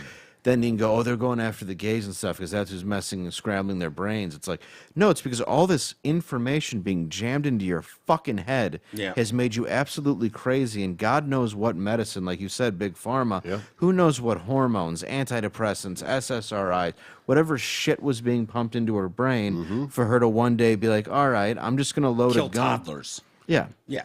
And have you ever shot a gun? Yeah. It's unpleasant at a target for Yes, me. it is. So to I have that agree. point, so to have that point where you're fine with pointing it at a human life, Yeah. is a breaking point Yeah, that yeah. I can't even imagine. Yeah. outside of war making any sense. How chaotic that would be for a child. Sorry to rant. No, I love it, Dave. Honestly, I love it. Preach. You bring up a great point about how uncomfortable it is if you're at a range. And I've shot my pistol, and I've gone out with cop buddies and Marine buddies and done that. And it's fun. And I got headphones on. Oh, me too, yeah. And earplugs, like the whole works. And it's like one guy pulls out an AR-15 or a, whatever, like Billy Westfall was out there with us, and he pulled, and it's something so fucking loud. Whatever that thing was. Oh, yeah. Whatever you've got on, it ain't enough. And it's like putting that in the classroom with 6-year-olds with no ear protection. I mean, that's the least of their worries at the end of the day. But the chaos that must have been felt, you'd never get over. No, the ones that survived it, you'd never, ever be the same. And you have, like, I shot they called it a saw, but I forgot exactly what kind of gun Sawed it was. off? Small area weapon or something like that. Yeah, and it's like a machine gun. Yeah. And it's got like the Rambo thing. And it's like I was Is it like full auto? Full auto, yeah. Oh. And I had never shot full auto. Yeah. And I did it last week for our show. Well, we went to a gun range with 21 Guns guys. Okay. So it was really cool because these are former Marine and Air Force, and they're showing us how to work everything. And I'm like, I want the Dirty Harry revolver. Hell yeah, machine Tommy gun. Yeah. Pick and choose. 50s mobster. Yeah, Come on, yeah. let's go. Yeah, and it's fun, but it's like you have when you're shooting an automatic, you're so ingrained in just hitting this thing. Yeah. you lose control, and then when you have like you have the 45 or the what is it, the Dirty Harry, the 36 or 45 357, thank you, Magnum. And then you're pointing that, you're steadying your hand, there's power behind it, like there's a nerve like you have when you take that shot because you're expecting like the recoil and stuff. Yeah. And I didn't grow up with guns. I grew up around them in the sense of because I was a drug addict and I ended up in a lot of times where they were pulled on me and robbed and stuff, but I was never big into it. And I think my dad had them, but because he was in Nam, he kind of hid them.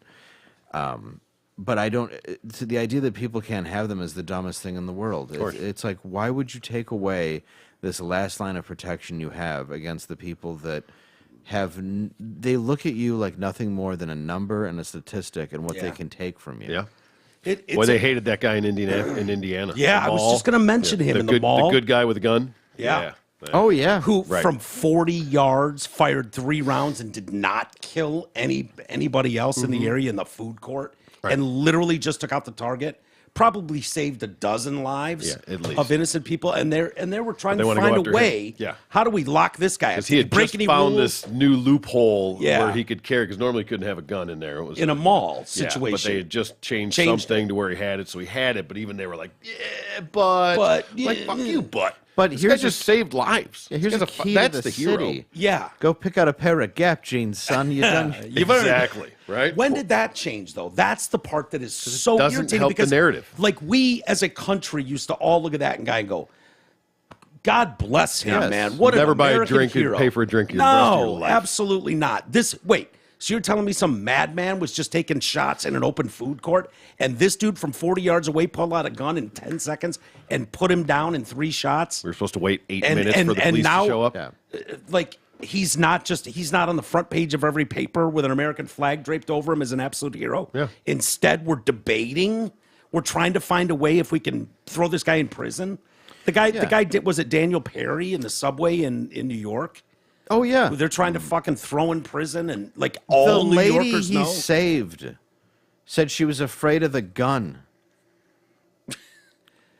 Wait, Just recently, right? she said Daniel Perry, is that his name? Is it the one from just like a couple weeks he's ago? got the blonde, no, the blonde he was the one that afro. choked out the no, Michael one that Jackson choked out the impersonator. No, Michael I'm Jackson thinking, impersonator. yeah.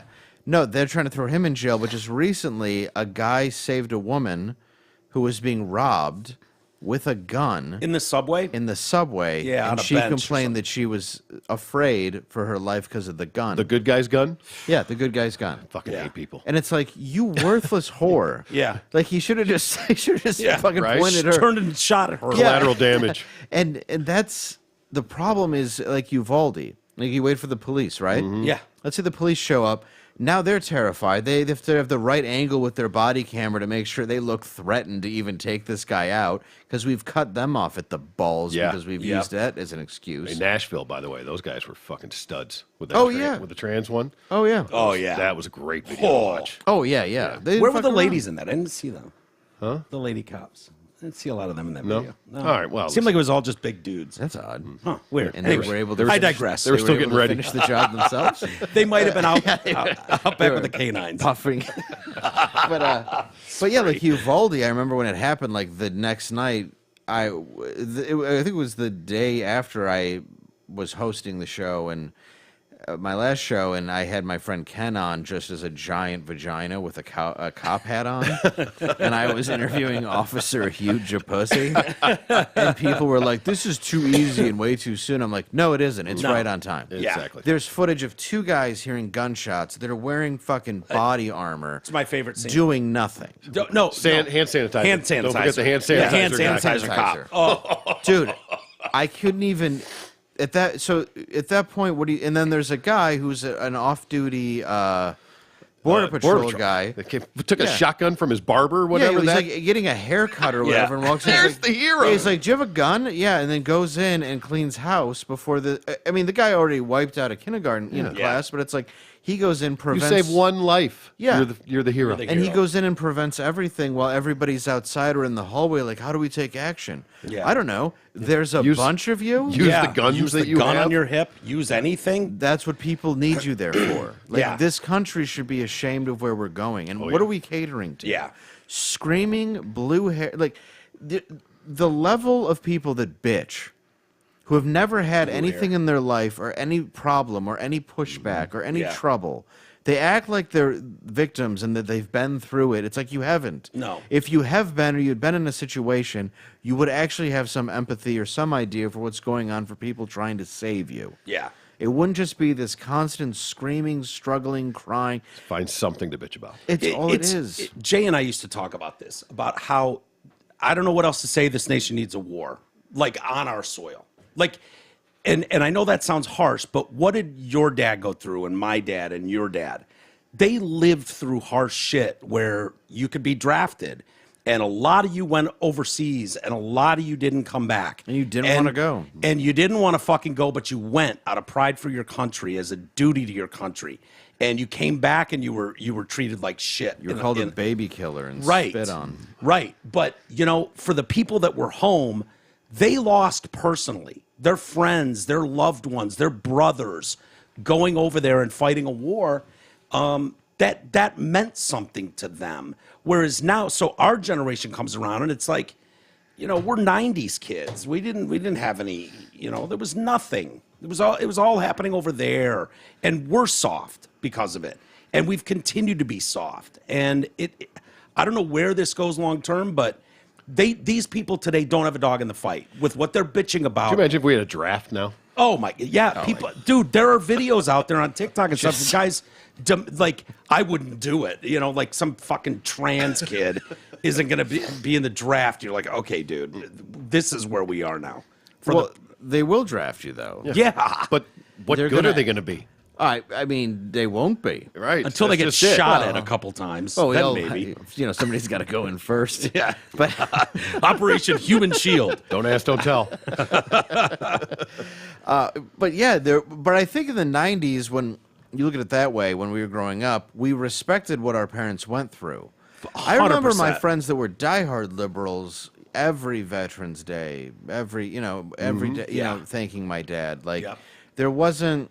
Liberal wasn't the same thing. It was. Oh, it no, was not even close. And I would call very much what I was that, and I think a lot of people say that. Us they too. go, yeah, they go, look, I'm liberal, and then everything kept changing, and people kind of look at it like it's a cop out, but it's like, no, I believe in freedom of speech and the beauty Gay of this rights are country. pro-choice, and all I of don't those care about technically. anything. Right. And yeah, you have these certain beliefs, but then all of a sudden everything's been changed. But we were out causing trouble. We were out doing crazy things, but we weren't out trying to cause problems for other people. Burning down cities and things. No, and we weren't No. trying to protest every little thing Right. that happened. We wanted to be part of a rebellion at points, sure. Of course. But it Of wasn't course. but what were you rebelling? We weren't rebelling against an actual anything. No. I mean, no.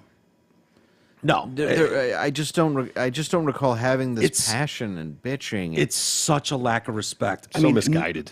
Nothing infuriates me more than seeing, even, pardon me, laughs, but seeing like the students in a classroom just berating a teacher, and no one else is stepping in. Right. No one else comes in to help or to go, yo, bro, have a seat. What the fuck are you doing, man? Like, there's such lack of respect for authority on every level, whether it's your own parents, whether it's the police departments, whether it's school administrators. Like, where do you think this is going? That's good. If you don't instill some structure into these kids and do the best, some of us are going to fall through the cracks. And I think half this room did, at least. Well, but you gotta, as like, we understood it. Like, we were always respectful of adults. I was thrown out of schools. I mean, Yeah. but I can't imagine doing the things that I've seen now. No. I mean, you're talking about skipping class. Yeah, I threw some fireworks at a teacher once or twice. Sure. Who hasn't been there? Some acid here and there, things like that. Just good old-fashioned fun. But there daily. But, but now it's not really about that. It's this strange humiliation, virtue, sort of like there's just no virtue in it, though. There's no end game. You're not trying to get anything. There's not, like, if you're skipping a class, you're messing with your teacher, you're doing the things you were. It was to obtain a sense of freedom. Right. You were trying to push buttons to be different. You're trying to do something. Yeah. There was a reason you were doing it, and you were doing it even if that reason was fun. Yeah. That was it. So what has shifted now to where you're online complaining about what somebody said? And that's I mean, it's fine if that's what you want to use your speech for. Yeah. But it's sad to see how many people only have that value. Do you have an opinion, and maybe you don't, but about where that came from, where that started, that kind of attitude? Because I have a theory on it. Criticizing everything? Yeah. Like, I really believe we're not meant, as human beings, we're tribal. We're community based. Oh, we're not meant to. We're not meant to. Everybody has an opinion on everything, and everyone else needs to know it. Hell no. Right? Like, there's always been court jesters. There's always been performers. There's always been people that seek a larger audience. But by and large, 99% of the people, they go to their job, they look out for their neighbors, they're raising a family. That's the extent of it. It's not like, Twitter for our generation would have amounted to going out on your porch and just screaming into the fucking neighborhood. Your whatever friends problem would have you stopped had. you, yeah. Right? You know what I mean?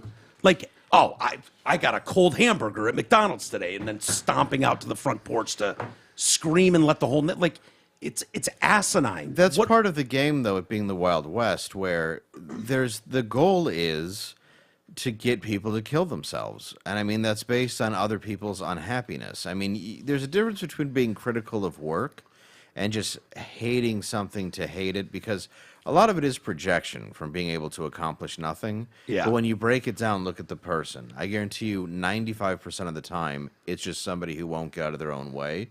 And then they see somebody else and they want to go like, that guy sucks, that girl sucks, they're not worth it. Like, that's all they can do. Yeah, right. That's it. That's all they're capable of.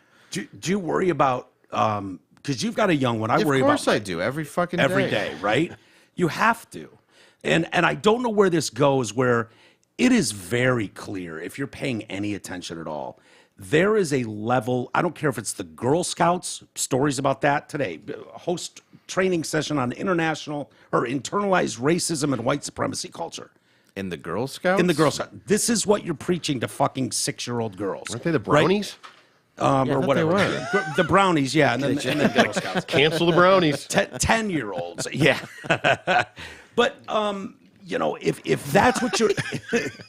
If that's what you're breeding, though, is generations of kids that to be indoctrinated, it's like, okay, we're all going to go through that rebellious fuck you period. We all did. Everybody will. But on the other end of that, we had somewhere like we all understood, like, okay, I guess I got to go to work. I got to figure out what I'm going to do in life. These people are being trained to fucking hold up signs and walk around the streets bitching about everything. Activism is a career. Like, the activism is a career. And it's like, where do you think this goes long term? But what do you get out of it? You don't get a better society. You just No, hurt you get a people. horrible society. And I forget who made the analogy, but it's like your friends are supposed to make fun of your bad haircut. Yeah. A million people on the internet are not supposed to make fun of your bad haircut. Right. That's a great point. You know, it's something that the human psyche can't handle. Yeah. And it's something that's gone way too far. I mean, the idea of the internet, yes, there's good qualities to it, of course. Yep. But the bigger it gets and the more elaborate and the less it can actually help people. The road to hell. And yeah, it is absolutely the worst thing that has happened to the human race. Yeah. Without a doubt. Yep. It Yeah. is the downfall. Yeah. And And you can literally like point to the day. yes. Yeah, 2007 when iPhones came out, and you can go And from there. The people who are very, very well off, and they go, "Well, I think it's a good thing." And Yeah. Yeah. well, of course, and I understand you do. I make my living on it too. Yeah, But I would happily no, it's trade. a catch-22 But for the us, damage dude. that it's doing. But I would trade that privilege in a heartbeat. Yeah, yeah. If To you go had to back- go, if you had to go old school, if I had to go old school and like, you know, give tape to PDs to find out if I'm good enough for a job at your radio station, and if you had to book yourself and go around the country and couldn't, I did for years. you did for years, and so did I, and that was just fine. But now, every asshole's a comic. Every asshole's a fucking talk show host. Yes. Every asshole's And a it's critic. like, what's that? And every asshole's a critic. asshole's a critic. And none of them deserve to be on some level. No, and critics used to be like I've never really cared that much about them, but then there are always ones where I realize I look back and I would read the Free Press, or I would read certain things and go, I always like this person's take on a movie. They tend to be right, but Yeah. I've always really, especially during the '90s independent film boom, I would read tons of magazines about that, and there always has been a place, even like Siskel and Ebert, even though. Boy, did Karma! Oh, Jesus Christ. Karma just wrecked boy. that. Poor Ebert. Oh, my Whoa, gosh. we pulled up pictures of Oh, Ebert's yeah. face. Troy hadn't seen it. 2 thumbs down. And oh it was, boy, that is- Way down. yeah, that's he. Oh boy, he did not vocalize his opinion in the last couple No. of years. It was just that. Ouch. Oh, Yeah, whatever that was. Oh boy. Yeah. Yeah, that was not. They shit on a lot of people, and Yeah. boy, did the Karma Eh. train rip his throat out. Yeah. So you thought Happy Gilmore was a shitty movie, did you? Did you? Yeah, Ah, that's okay. cool. How about take this in the end of your Yeah. days? Meanwhile, Adam Sandler just keeps getting better, Yeah. and you're you're dead. Yeah. You need a lampshade over your head. But also, that's the problem: is people want to exist because they don't know how to project their anger. They aren't raised properly, and then they jump on something, and the first thing they want to do is tell you, like, "Oh, you're wrong. There's this," and yeah, fine, you have the right to say that. But then a lot of the times, Stop it's thinking like, anybody gives a shit what you think. right. It's also like, but also, I put my thing out there. You don't have to like it. You don't have to comment. You don't have to do anything. You can, and you can disagree with us fully. You can agree. That's fine. But there's also that moment of where you go, you're just being hateful to be hateful, and that's my Yeah. problem. That's not a criticism. That's you being a broken asshole doing Yeah. nothing about Yeah. it. Yeah. Yep. It says way more about them than it does about you. Yes. Dave, we've kept you longer than an hour. I apologize. you're good. You're going to miss your flight. I know. Yeah, you getting ready for the holidays? You getting excited? Getting ready. I'm gonna be all Rocket Man. Yeah. What stories did you get? We didn't get to. Oh, dude, these were the ones I had today. If you want to talk. Oh, about the any of Paul Pelosi. Paul Pelosi. Oh, boy. Sacker. That's your them. favorite. God, Boy, he sure likes this gay what do you hammer sex. what do you think? I love the Paul Pelosi story. I really do. Oh, yeah. Oh, It's such a good it's- time with that. I enjoy writing a joke for every one of my guests involving Paul Pelosi. Dude, nothing made me happier than going to Dallas and doing your show and realizing you guys got as much, if not more, out of the Paul Pelosi I love hammer it. story than me, because I felt the same. Troy and I went deep diving on that early. Yeah, had and great time hard. with that. We went hard in the paint on that story. Not as hard as him, but yeah. Not as hard as him, but and then to go there and see you and Garrett, and we're all over it. It was like, oh, bless your hearts. I think my favorite one was they were changing the Amber Alert alarm in Texas. Yeah. And they decided to change it to Paul Pelosi's orgasm while being hit with a hammer. Dude, I think it's great because I think I think he's a homosexual man. Yeah. Who picks up escorts. Transients. Yeah. Yeah, transients, and brings them back, which isn't too hard in his neck of the woods. No, it's And then, not. Like the second his wife leaves, he's like running around his house like Kevin McAllister in Home Alone, Right. with a hard dick, just waiting to go get a vagabond. There's nothing about that opening scene when they release the video of the cops man. knocking on the door and opens the door and there's DePape and Paul Pelosi. He's in his whitey tighties looking like they just crawled out of bed.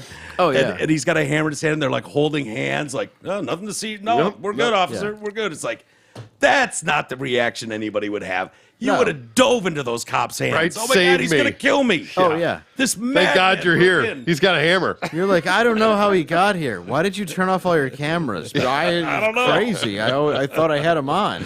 Right? Who called you? Yeah, I didn't take the same car that got hit by a Jeep when I had another strange man in it 3 months prior to this. All he would have to do is hold up a picture of Nancy Pelosi and be like, "Do you understand? Do you understand why I let men fuck me?" Those tits, though. Am I right? I will say, for she is a handsome woman. Indeed. Yeah. As far as her tits go. As far as 90-year-olds go. Yeah. As far as she's holding it 90-year-olds. back. She's holding it Yeah. together. 90-year-old opioid addicts. You know the only At least way she's loaded. Oh yeah, that's true. She is rich, and you Yeah. know the only way she shits is with an enema because Yeah. just the brick of painkillers. Painkiller shit. Just She's trying to sitting in squeeze her out. It's a intestines. vicious cycle. Sorry, I just wanted to see what else you got. Well, the Marvels flopped. Oh, Yeah. Yeah, go ahead. No, go through all my stories. Do you mind? No, No, no. nothing If you've in got your the time, stories? I just don't want to. I just wanted to play around for a minute. Had nothing Yeah, to do with yeah. the all chick cast. Oh, I did have a joke written on the Paul Pelosi one. And Oh, it goes, please do. It goes based Sorry. on your show. No. Keep those stories because you're going to go through them. I just wanted to look at them real quick. Yeah. Check the No, handwritten So I notes. realized we I got very pulled stuff- serious, and Lighten every it up now for and the then, end. I just want to talk about Paul Pelosi getting No, what is the bit you Hammered guys and do hammered. at the end of your show? End of the world. End of the world, right. So you guys had an end of the world, and the question we had was about worst celebrity fake AI deepfakes or something like that. Oh, Yeah, it's an we- endorsement or something. We Yeah, have we have him endorsement call our one. show a lot, but except for Tom Hanks, he's real. Right. He just calls us all the time. He's always fantastic on He your always show. he always just Big says fan. like, "Hey, it's me, Tom Hanks. I love Epstein Island." Yeah. and he just says stuff like It's that. hilarious. Yeah, You got to tell me what program you're using too, because that's Right. fucking fantastic. But It's no, Tom Hanks. I felt like I left meat on the bone. I left something on the table there when I was in studio with you, because there was something about David DePape for Craftsman Tools, Okay. or Nancy Pelosi for Craftsman Tools, or something joke that would have worked in for that segment that we were doing. It's irrelevant now. Yeah. but yeah. So go ahead, go through the stories. No, I Oh, there wasn't a joke there? I thought or that was it. No, it was yeah. Because I think I did the what was the joke I did? Yeah, you took my Father's Day cards. Father's Day card, something or other, whatever. I anything to do with black people and Father's Day is What's I the chick's find name? The hilarious. fake blackie? oh the What the- that you mean the ebony cards at the mall that don't sell? No. Mahoganies, they sell to me. I Oh, buy all I of buy them 'em too. every year. Oh, yeah. I did a Father's Day joke about that though once. I go, they were sold out of everything. Well, except Father's Day. It was really full. And the whole place was like angry. Oh, really? And then it was Ann Arbor and a black dude because it was my friend goes, damn, it was fucking hilarious. Yeah, Like, of that's the course. only thing I Of needed course. was That's you. exactly Thank yeah, you, sir. yeah. Yep. It's like I wasn't trying to do it, but yeah, people just get offended. The Marvels. Marvels Yes. continues to flail at the box office. That's odd. It didn't pick up steam and become a huge hit. Yeah, right. Week 2, it didn't triple its production. Which, by the way, Straight to I video. love that a piece of shit movie now is international at 161.3 million. Yeah. Like the amount of money you have It's to make for stupid. it to make nothing. And it Yeah. still lost money. Dude, it's still lost half. Like, that's crazy. but Oh, isn't it why? all CGI? Isn't it like 4 guys on a computer, like making a movie, and then a couple of bimbos running around Yeah, saying it's just lines? it's the girls running around and a bunch of people who don't want to watch it. I heard they Yeah. had a musical number in that. Did they really? Yeah, like for real. Like they have a musical number, like a fucking. Garrett on Yeah. my show was upset, and he has the right to be if there was a Yeah, musical. he's a big fan of that stuff. Yeah, he loves it. I mean, I love superheroes, but I like the first. But I like the first Superman. I like Real superheroes? Iron Man. I like Batman. Hell yeah. Like, Deadpool. yeah, I still think Like with real villains, with the real 4 chicks roll up. No, if you have to in all Lex your Luthor press, is going to be like, "Psst." if your press coverage for your movie includes, hey, it's got 4 female leads and we have a black female director, I'm out. I don't give a shit that you have a black female director. Tell me how good the movie is. Yeah, did you make a good film? Is there a good storyline, a good plot? Black female director does nothing for me. Yeah, I would be equally. Well, I would just be equally worried, I guess, if they were like, "Listen, white male director, all white guys." Yeah. I'd be like, "It just sounds like I." It's every other Marvel Seems movie. very odd. Yeah, I guess Yeah. that's true. Well, except for Scarlett Johansson. Yeah. They're like, we brought her in and covered up her tits, and you're like, boo. Well, then they make Captain America black now.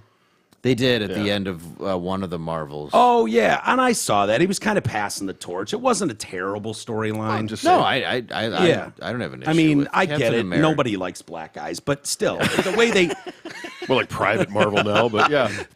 passed the torch, it kind of made sense in the movie. We'll see where it goes. I love that Don Cheadle's like, I want all this money for Iron Man 2, or no, Terrence Howard. And they Oh, were yeah. like, we'll just get Don Cheadle. Yeah. And they're like, It's an upgrade anyway. yeah. He's like, he'll do it for the same amount. It's like, I don't know why you thought you made Iron Man. You were a colonel. Yeah. You weren't even a superhero. If Bob Downey wants to speak up, we'll listen. But Yeah, yeah. you, sir. Yeah, it's not how this works. I understand that you won the Oscar for rapping in the Pimp movie. Oh, yeah.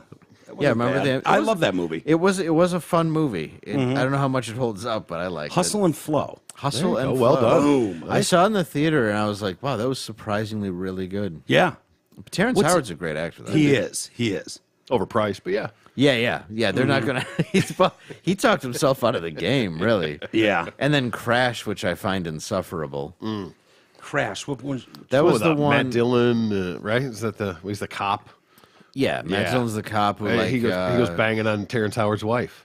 Gets all handsy. I don't know that I saw and then she's like underneath a car that's on fire. There's a whole Okay. moral. And he goes to like reach for her, and she's like freaked out. 'cause he's Don't, the one not who got you, anybody handsy. but you. Yeah. She'd rather burn to death than Yeah, let this guy And you're save like her. pretty sure she'd be like, yeah, that's fine. All right. This is fire. Just get me out of here, and then I'll Yeah. then we'll talk. I don't think I saw A it. pat on the ass is better than burning alive any day. It won an Oscar. Okay. I think it was Best Picture. Was it? Yeah, it was Yeah. sadly, but At the time.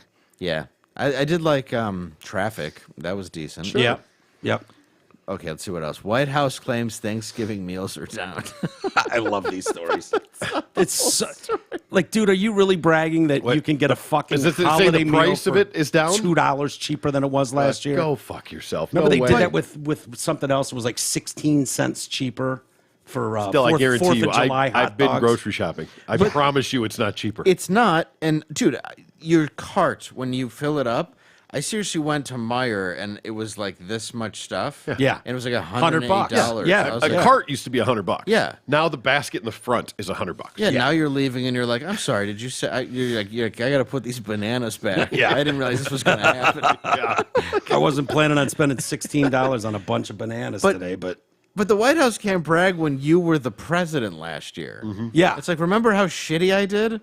This is shitty too. but less Just shitty. less shitty. It's nowhere near as awesome as when the last guy was president. You know, No. not even close. But But I like that it's down from 53.31 to 48.91. Oh, that's Yeah. a substantial Boy, savings. that right is there. that right there. Huge. That is a gallon of gas, my friend. yeah, that is one whole gallon of gas. Indeed. Don't spend it all at one pump, Yeah. folks. Oh, but you just have to buy the worst turkey. Yeah. This is You wanted a butterball? Think again, sir. No. You You no want- butterballs for you. Private you want, selection. You want this off-brand that you have to defeather. Sorry. Snoop Dogg giving up smoke was just an elaborate marketing I campaign. know, man. I was Yeah. disappointed by I that. called that. Yeah, I told Derek that on Saturday. I was like, "This is bullshit." He's Something. either got a new gummy coming out, Yeah, or- exactly. No, can't but this believe was he's only even 52. worse. Exactly. I know, right? This was even worse because it's about smokeless grills or something. Yeah, like at a fire pit or whatever, something like Yeah. that. It's So disappointing. It's about grilling Yeah, meat. Sell out motherfucker. dude. When he started rapping about hot pockets, I was like, over. "What?" the Yeah. Yeah. Yeah, it would. Oh, it's like, how do you go from being one of the greatest rappers of all time in the '90s, And it's like, literally one of the greatest. Like his voice, his rhythm. I mean, his Snoop timing. Lion. Let's not Yeah, sleep oh. on that. look, yes, look, I mean, The writing's been on the wall for a while. well, the dog father didn't help when he went over to No Limit. Right? We know we all bought it. And we were all like, oh, jeez. Oh boy. I think he's eating spaghetti on the back of the elbow. I don't even know what the. Yeah, the signs were there. Uh-huh. But yeah, whenever you do see an ad and you're like, what's this for? And you're like, oh, it's for green beans. Yeah. Snoop. I love green, y'all. But he gave us Bean. doggy style. Yeah. You can't take Yeah. doggy style from him. No, that's why. It's, know? But then he also, I always hear Eazy-E being like, where the fuck did you find an anorexic rapper? Oh, another trans swimmer broke women's records. Swam on man's team for 3 years. Yeah. Oh, Sure. that's good. That's not bad. No, I think it's great. I mean, a lot of times they don't break all the oh wait, no, that they win. Yeah, they win all They of win all the them. time. No, that's exciting. I love the quote at the end of that story, by the way. So this dude is swimming on the men's team for 3 years and then is like, I suck as a man swimmer. I'm just going to be a chick swimmer. No. And It's then a goes- legitimate transfer. Yeah, and breaks Yeah. breaks a bunch of records and all this shit. It's like I think I'm in a very unique position being one of the first openly trans athletes here at Ramapo. I'm making these posts in hopes that people can see what I'm going through and to show I can do this. Trans people can do this. But at the same time, there's some different. Yeah, of course you can do this. In fact, most men can beat fucking most women. Not always, but most of the time that's going to be the case. Not just You're- a you're dude not off the special. street, but Yeah. a male swimmer. Yeah, No, I could talk beat a about it. female In, swimmer. I talk about it in my act. I'm not going to win. Right. No, right. I'm not going to be taking home a gold. I'm just going to be the worst person on an all-female swim team, and also the ugliest in a bathing suit. It's just going to be Right. comical at how bad I am. I love that bit, by the way. Thank you. Yeah. Yeah, it's like, It really Wash our is tits, good. ladies. yeah, let's wash our tits, ladies. I'm just gonna wash my pussy. Time to wash our titties again. It's a great bit you do, and it's so true too. Like, look, don't get it confused. I understand that I'm not going to walk into the, UCLA swim team, women's team, and dominate them. But any fucking dude from the roster is going to. Yes. Sure as hell he's going to. Yes. So you wanting bragging points for beating a bunch of chicks when you were on the men's team for 3 years? Sorry, pal. Yep. I just don't understand why it's like people can finally empathize with me because I'm one of the first. It's like, you're not. Not even close. You're like the 800th person to Right. do this. yeah, this year. like, what are you talking Well, about? hopefully sir? enough come out that they can have their own league. They really do need their own league. Yeah, They right. you can't do it though. Well, no, because Said it. Trans women aren't real women. They're not Also- real women. That's You said saying it. you're not real women, is what you're saying when you do that. But then they'll also that's what we're quit when saying. they're not winning. when they Exactly. when all of a sudden bring it around full circle. the competition gets stiff again. Yeah, because all of a sudden they're swimming with a bunch of dudes. Yeah. It's not as fun in the This showers anymore. Sucks. Yeah. No. Yeah. Well, I don't know. Locker room sucks. I used to get all the trophies. Now I don't get nothing. I don't get shit. Oh, now everybody's washing their balls. Yeah, no, it's just a bunch of all of us fucking ladies washing Yeah. our dicks together. It's crazy. We're shaving our faces. It's fucking worst. This is bullshit, man. There used to Man. be you wouldn't believe that back in the good old days there was tons of hot chicks in here. Yeah. Now it's just a bunch of us ladies shaving up balls after the match. They ruin everything. Sucks. Big hairy asses. Come on, Linda. Let's go get a burger. Oh, men's farts all over. I mean, ladies' farts all over the bed. It sucks. Like there's no. Just stop doing this. Well, wouldn't that be It's- nice? Oh yeah. Well, it's like the same with the scholarship thing, where you just have people that are afraid to be like, we'd like Jasleen here to. She's the fastest on the track team, and you're like, right, because she came from an inner city school, started going to the rich neighborhood school, dressed up like a girl, and beat everybody by a quarter mile. Couldn't have seen that coming. No. Nah, who could have seen that coming? I don't see any problem with that. Dude, the only way out of this, I'm convinced, is the lawsuits. Once the lawsuits, and they're starting now. They should. They've started in Europe. There's a couple in America now. And that's where the medical facility, if they have to start being accountable for, I don't know, plucking the healthy tits out of 15-year-old girls, that's where you're going to have a real problem. Yes. That's where, if they start being found liable for that stuff, Yeah. because let's be honest. Because when they you're were buying like- that shit on a phone, to go to Thailand when you get there, and those tits are gone. Yeah. Oh, wait, what? That's a problem. Wait, who? What happened? It's gonna be a real problem when because the fact is they've been microwaving these kids through with almost zero, like No 15-year-old should make a decision. No.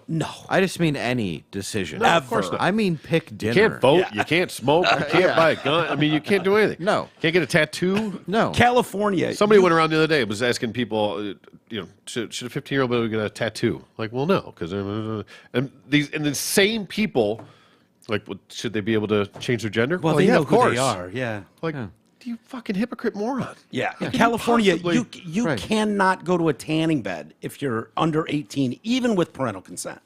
Yet you can pull your tits out, cut your dick off. Like, what are we doing? I feel like the doctors just have to be honest and be like, look, No.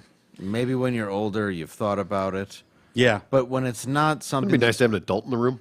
Yes, and when it's not something that's become a bit of what you might call a trend during a time where they're trying Crazy. to stop a population and, Yeah. birthing. I'm just saying it's not... Yeah, full circle. It seems coincidental. Yeah. Dude, we have one listener in particular, the Woke Bay. Love this dude. And it turns out at the end of the day, he was just a gay guy. But he, when he first wrote into the show and stuff, he was probably 17, 18 years old with the blue hair and going through all of it and thought he was trans and because he got talked into that online. And he's come on here and told us the whole story. But he had a really supportive, loving family that was like, okay, if that's what you are, we'll be there and support you 100%. However, we are going to go to some counseling. We're going to get into this and find out, blah, blah. And he agreed to that because he trusted his mom.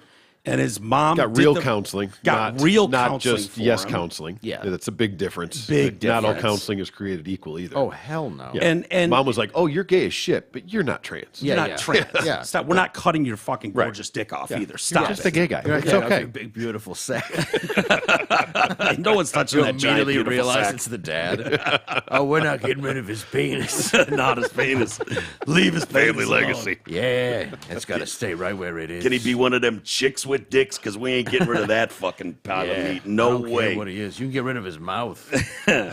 And the kid's fucking 10 years down the road or 8 years down the road, and he's just a happy as shit gay guy. And grateful. And Well, of grateful course. as hell.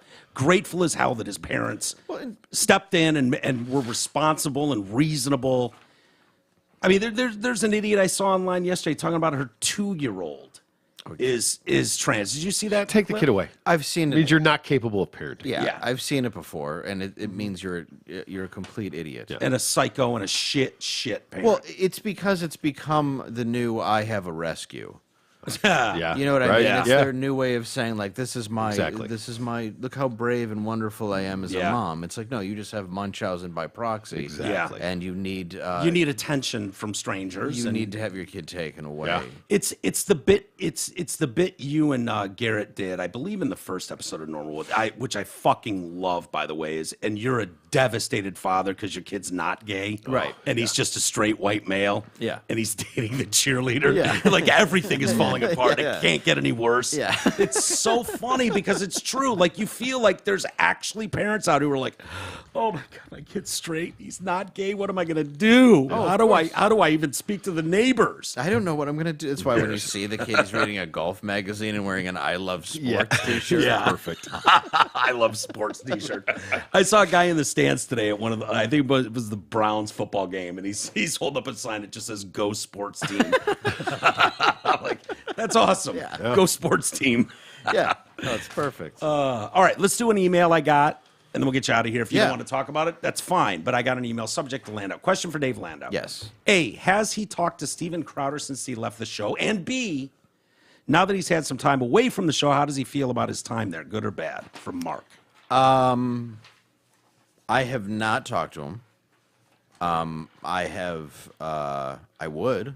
Yeah. That's the odd part. I would. I don't think that's my call because You're dead to him. dead to him. Well, the part that people should know, and I think that they don't realize, is I didn't bring up any personal issue. I exposed a contract because I felt slighted by a friend. Yeah. And it was really difficult for me to do because I don't. Had to be. Well, dude, I'm not a person who goes and says stuff. I just wanted to move on. And because I was kind of pushed so hard about Normal World and like when I made it and all this other stuff, I had to just prove that it was made properly. Yeah. And it sucked because I didn't want to do that. The time at my show there taught me a lot of things, but I really, a large part of me misses being part of it. Yeah. And a large part of me wishes it would have worked differently. But a large part of me realizes that it could have never worked because it was just something that I don't live in I think once you have this competitiveness, it makes it very weak. And when somebody's trying to just make you look good and make the show look good, and he would try to make me look good too, don't get me wrong. Yeah, He did yeah. a lot of, I picked up on that. He did a lot of great things for me, and I will always be very grateful for that. Yeah. But once it hit to a certain point, and stuff was done to me that I never shared. You can be good, just not great. Yeah. And it's like, well, and stuff that was done. Shut up light. It dude. was It's just- more, yeah. that it, is- it was more just something personal that I was really messed up by, and being forced into a contract that was quite unsettling in the way that I was, where it's a controlling thing, where you're like, well, I'm not going to just leave a state once a month to see my family. And the reason why they're not coming here is because you're doing shit like this. Yeah. It's nerve-wracking. But I don't think he's a horrible person. I don't think, I honestly, like, being away from it now, I would like to have a conversation with him publicly, and I think that would be the best way to do it. Yeah. Do it But on I the don't microphone. think he'll do it. No. But I'm happy to. Yeah. And that's not like it's a challenge. It's just, look, this Have is him on the show. Dude, he's got an open invite. Yeah, of course. Yeah. And a lot of he people won't go. look at that the same way of, like, oh, you went to the Blaze, you sold out. I'm like, oh, for way less money? And so Yeah. they'd hire my friends? That's a hell of a sellout. Isn't it great how everybody else knows your real intentions? Oh, they It- totally it's know show fucking business. Unbelievable. They totally know what part I sacrificed and what I gave up. And Yeah. And they offered me a very nice comeback. Like, there's no doubt about it. Yeah. But I just, at the time, because of things that had happened between me and him, I couldn't really do it.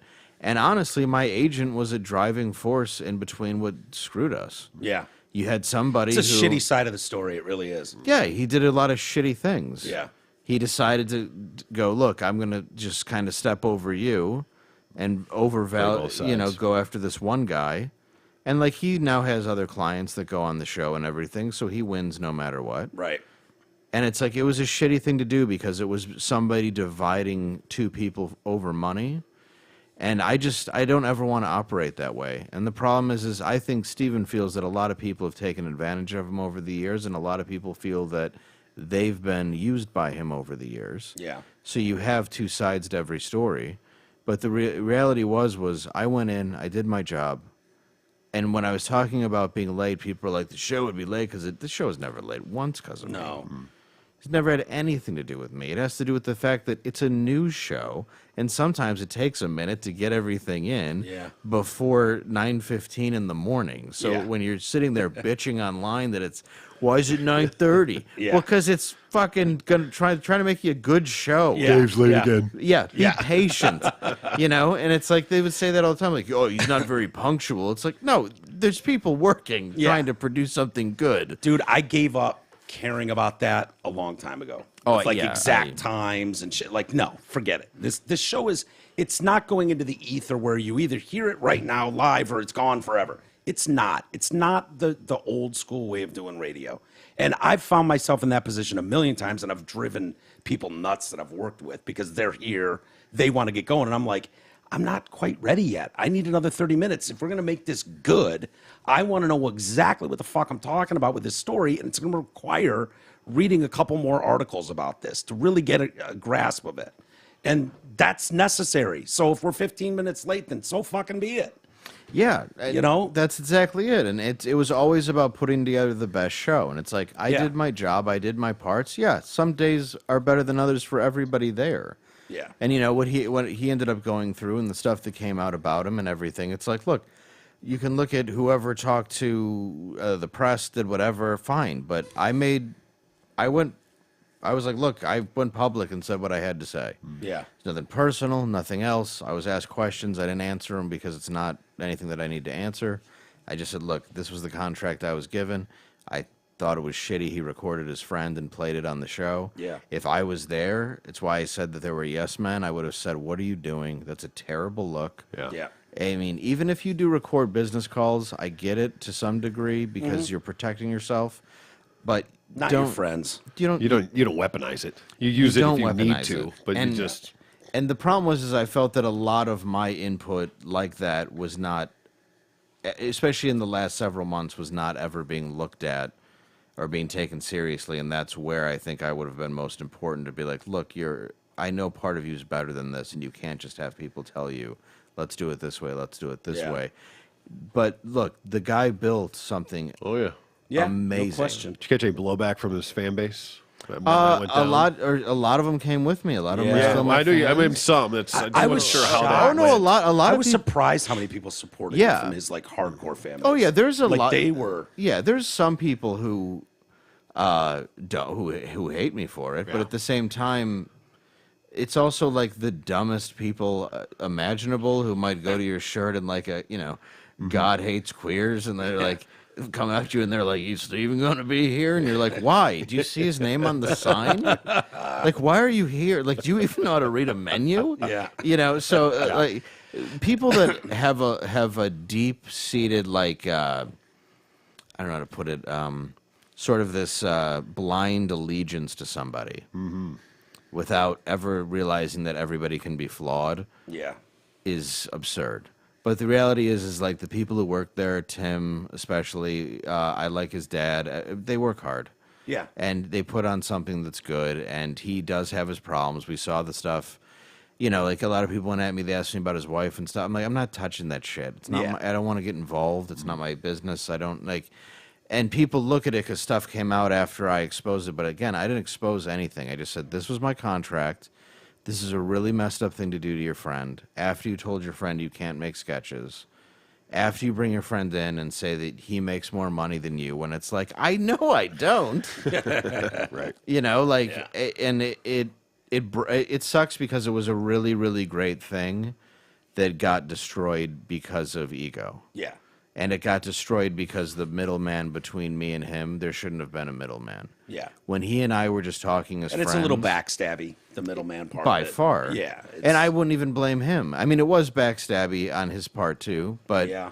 so you don't just take someone's agent and then all of a sudden you wonder why you're getting, deals change, stuff is all of a sudden being moved around, you're being forced to do things you didn't want to do, and like the very last thing I think I did was a Christmas thing where like I was just standing out there and I dressed like an elf, and I was like supposed to give cards to people, and I was like, yeah, and I just handed them to like 10 of them to like this like illegal immigrant, and like a couple, because I was like, this is what was degrading, Yeah. and it was meant to degrade me. Yeah. And I was like, I don't want to do this, and I left. Yeah. And then when I was gonna come I back, had to come out here and hand out cards. I handed out the cards. Yep. In Yeah. one giant pile here. And then when I was gonna come back, they gave me a night. They gave me a gift, and I said okay. But then it was, hey, will you come back? And I said yeah. And then before I could even come back, I could tell they were already putting stuff into place Yeah. for how it was gonna work for me or when I could come in. I was like, you know what, I'm not going to. Yeah.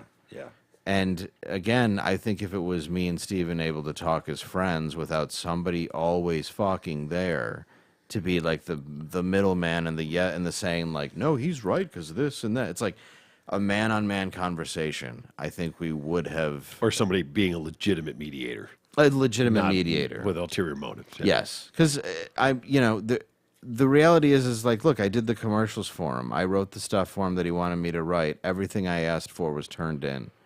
Like, am I late sometimes? Mm-hmm. Yeah, but I was late to watching the dog for an hour, and that's not. It's kind of humiliating.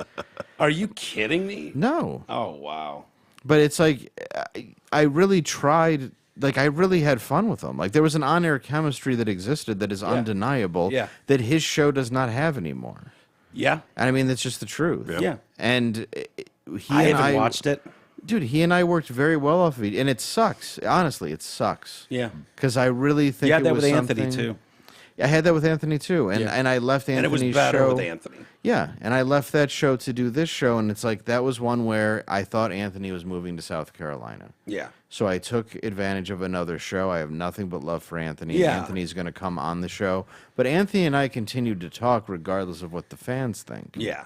Yeah. So we didn't have this hatred towards each other. I think Anthony was legitimately hurt to a Bummed, degree, yeah, bummed, and sure. he had the right to be, and I understand that. Yeah. That's why I didn't get pissed when stuff was said about me, because I understand. Yeah.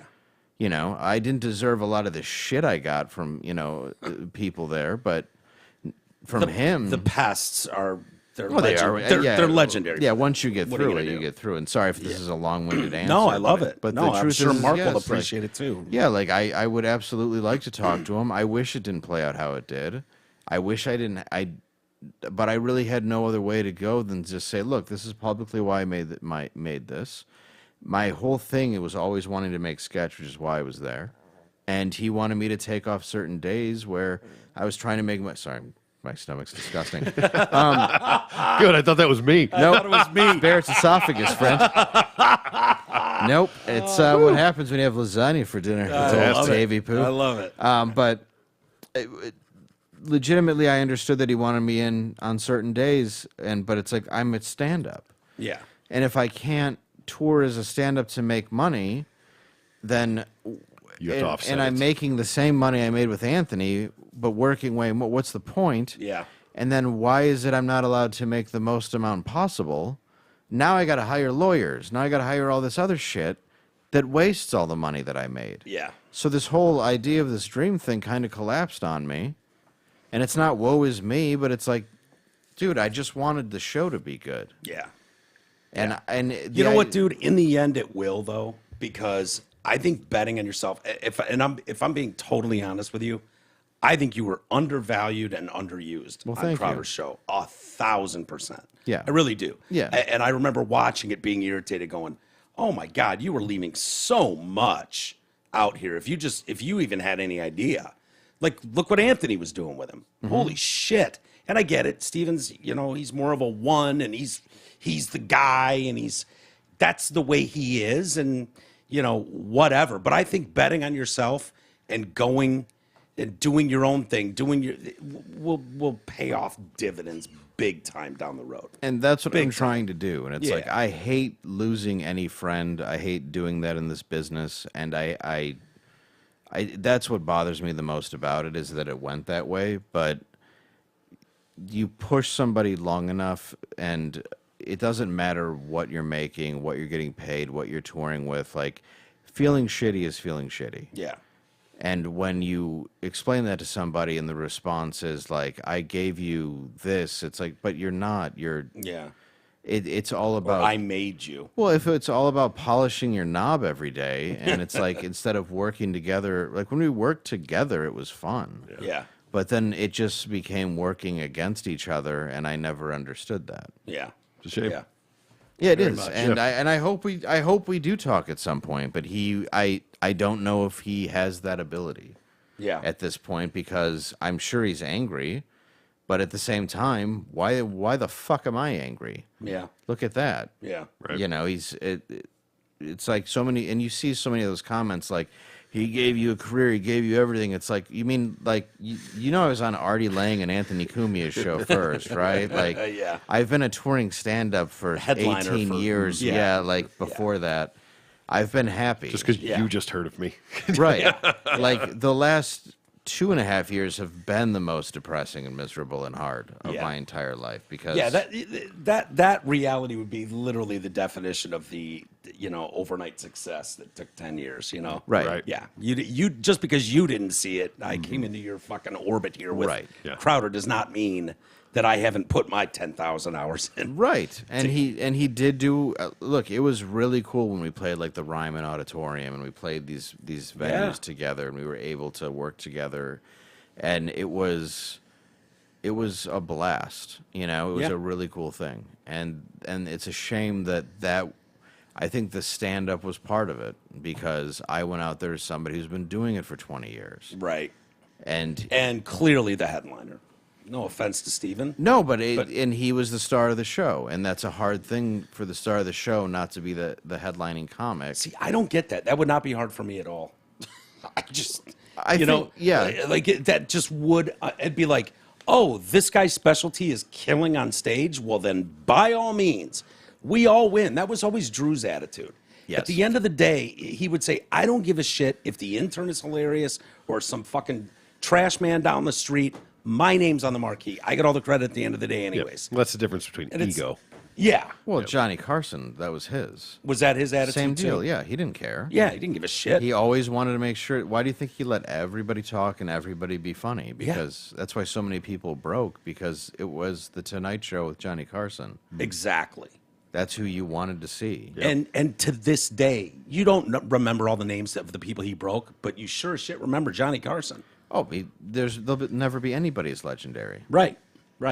And that's on my show, like when you're on or anybody else is on, I want you to talk. I want people to see you. I want you. A lot of people, the only criticism every now and then is like, why didn't you push back on this guest? Well, one, how do you know I disagreed with them? Yeah. Like you do. Yeah. Doesn't mean I do. Right. You know, and also, two, it's like my thing isn't to be combative with They're also everybody. a guest on the Yeah, show. Right? and- Yeah. It's not I a feel the same debate. way, man. I feel the same Yeah. exact way. I love that. Yeah, and Carson, like the best talk show host, Ferguson was like that. You were Yeah. always a guest. You were always somebody there that was supposed to be. There's never supposed to be an argument. What I never liked about Stern, even though I did like him, but I liked it more about what I liked about Drew and Mike when I would listen to them as opposed to Stern, was they were not antagonistic of the guest. No. Where the idea of Stern was always, let's push buttons. Like the second I remember Ben Stiller would come on, it's let's bring up Owen Wilson's suicide. It was always, let's turn a screw. And I Right. always thought that was shitty. Yeah. You know, and I liked the idea when somebody came in, because the funniest stuff happens when you feel comfortable, not when you feel Totally. scared. Yeah, you want to raise them up, make them shine. My favorite parts when you had a comic or an actor or musician not really, but actor, comic, and you're 40 minutes into an interview with them and they haul off and the real self comes out and they might drop a fuck or a shit. And it's like, you made them so comfortable in that room right there that they forgot that they were on a microphone and they were just being themselves. Yeah. And they would say something like, oh, that's bullshit. And they'd go, oh, God, okay. And you just knew. You got them. You know, Yes. they weren't on their guard as an entertainer because they know they can't say these certain things. Yes. And that would happen quite consistently. And it was awesome. And Steven had that ability as a broadcaster to bring out that in people, and he also had the ability to bring out the opposite, which was more of the trying to think of the word. I don't want to say maybe procrastinator, but somebody, you know, you're definitely going out. Antagonist. Yeah, you're kind of ruffling the feathers, and you're doing it on purpose, and that's what Yeah. Changed My Mind is. And but it's a brilliant thing. It's a great bit. You know, It really is. But he had the ability to. He would challenge people, and he did have solid beliefs and things. And if What I liked about that sketch with him, because it could have gone a different way, is he genuinely seemed respectful in the way he remained calm talking to people. You know what I mean? Even Yes. though he had a completely different ideology or viewpoint, he wasn't like, you stupid shit libtard. You know, like he wasn't doing that bit. It was, you know what I mean? yeah, and he and I got heated a couple times. Just Really? because- oh yeah, Why? abortion rights. Oh, yeah. We had that one. We had a few of them in there. The You George guys- Floyd the thing. George Floyd. I remember George Floyd. And then, you and I know- thought that was ballsy of you because you had a whole room of people that were on one side. And Yeah. you were just like, I don't know, man. Well, it's not proving anything, and I still stand by that. And the other one was, you know, but a lot of people would come after us. Like I had a guy who wanted to run my social media, and my agent wouldn't stop bugging me about it. So I'm like, I really don't want to give anybody keys to my social media. It's like, but you have to do this writing for the show, blah, blah, blah, whatever. I'm like, I don't like this at all. Yeah. And so I'm still writing my own tweets and stuff, but like they'll put together videos, whatever. So I hire this guy. My agent will not stop bugging me about it. So after about a month and a half, it's some other woman doing it. She's replying to people with like, "Ahoy! When are you going to be in Denver? Ahoy!" Oh, been there. Yeah. And I'm looking at it, and I'm like, "What the?" And also, it's supposed to be $1,900 a month, which was already nuts. Then it was $3,000 a month. Yeah. And I'm like, I got it. And so I just said, I'm like, look, I can't. It's not affordable, and I let him go. Yeah. So you signed a year contract. I go, yes, if I liked the service, you can't just keep me, Yeah. Oh, I can picture it. Ahoy. But he has like these other celebrities. So the second that Steven made some comment, and then all of a sudden I laughed at it, and it was a race joke that wasn't even racist. It was about Fetterman. But he twisted it in and used other celebrity accounts to attack me. So now I'm getting death threats from all these celebrity accounts. What? Yeah, which is now bringing their fans at me. And this is because of my agent, who would not stop bothering me to hire this guy who I did not want to fucking hire. So for the low price of $3,000 a month, I now have people threatening to kill everyone in my household. Is this currently? No, Or no. is This a was while ago? This is a couple months ago. And then I just sent him an email, and I was like, you should stop right now. Yeah. Because I was getting real close to like, dude, no. And like, also, we had to get a hold of the actual celebrity's PR and stuff. Because it's like, you're just sicking people on me going, Dave's laughing like, haha, yes, master, while sipping coffee and antidepressant. I did nothing to this guy but pay Holy him. shit. And I told him, I'm like, so I go to my agent, and this was right towards the end, and I go, this guy's going crazy online. This is why I didn't want to do this, And he goes, well, the first thing I have to say is I don't blame myself. Why would you? And I go, what? And he goes, I can only recommend. I can't force you. I go, you called me every day for a month and texted me like 5 times a day that I have the paper trail of, making me use this guy so I could be writing more for this show. Right. I go, and now I found out the guy's crazy, went through all my fucking DMs, which it's like the worst thing he found was Bert Kreischer didn't reply to something because I texted him and he replied to that instead. Yeah. So he even tweeted out as, a celebrity, like, Bert Kreischer doesn't respond to you. And I was like, what a weird thing for a random celebrity I've never met to say. Yeah. So, and at $3,000 a month, I'm paying this fucking asshole. Wow. So it's like now, and all I said to me, and after that, I'm like, you know what? Let's go ahead and just say this is half my fault, half your fault, and you can just give me a refund then. Yeah. And, and didn't hear from the guy after that, and he I think the PR people took it down and everything. But I go to my agent, and that was his response of just like, well, it's not my responsibility. Yeah. It's like, that's when I realized, like, oh, you don't give a shit about the fact that all the death threats, all the things going on. Not at all. Everything horrible happening in my life is my representation that you did so I would be more pleasing to your bigger client that I didn't even know he had at the time because he was never honest about signing William, and William was never, I'll just say his name, and William was never honest about signing him until I basically found it out that day. Where I'm like, why do you not care that somebody you made me hire is pretending to be other people and threatening, using accounts to threaten to kill me? Didn't care. Yeah. Over something Steven said, not even that I said. Yeah. Just something I laughed at because it was so uncomfortable. Yeah. Like that kind of shit. And That's it's like, crazy. like you said, with the O&A thing, the past, like so many people have doxed me and threatened to kill me at this point. You're like, whatever. But the point was no responsibility for it. And like that towards What a thing to say. Yeah. But yeah, I don't say it's my fault. And To he's lead this- with that. I'm gonna open with this. Well, yeah, because Obviously, he's it's not my this gay fault. Cuban guy who puts on like he'll wear like a red, white, and blue like USA hat. Yeah. And like talk about being Republican, but the second he walks into another meeting, he just puts on his Democrat hat Switching and hats. pretends he's somebody else. For sure. So, and I liked him. I did. Like he did a really good job for me for a while up until he wanted the bigger client. And then I remembered after they signed the Rumble deal, he called me and he's like, now let's work on your contract. And I'm like, oh, I see. You care now? Yeah. And it's like, then I introduced him to Steven. I don't know what the Rumble deal was. I think it ended up being, what, 50 million or whatever? Yeah. So he gets 10% of that. I'm making $100,000 a year. Yeah. This guy calls me up and says, now we have to talk about the 10% you owe me for all the work I did for you this year. Wow. And I said, Amazing. let's talk about the 5% finder's fee you owe me. Yeah, there you go. Good for, response. Yeah, for giving you this client who you would have never met Yeah. had it not been for me. Yeah. This tour you would have never had it not been for me. Because I'm the one who brought you into the world, into this Yeah. world. It had nothing to do with you. You didn't know any of these people. Yeah. And then, like, later as it went on, he's like, hey, were you renegotiating these dates? And it's like, dude, you're not, it became like catering to me to the point where it's like, you won't respond to emails of just what hotel are we staying in? And then you're sending me money for a commission. It's like, for what? Yeah. Yeah. It's like, I'm not paying you. Yeah.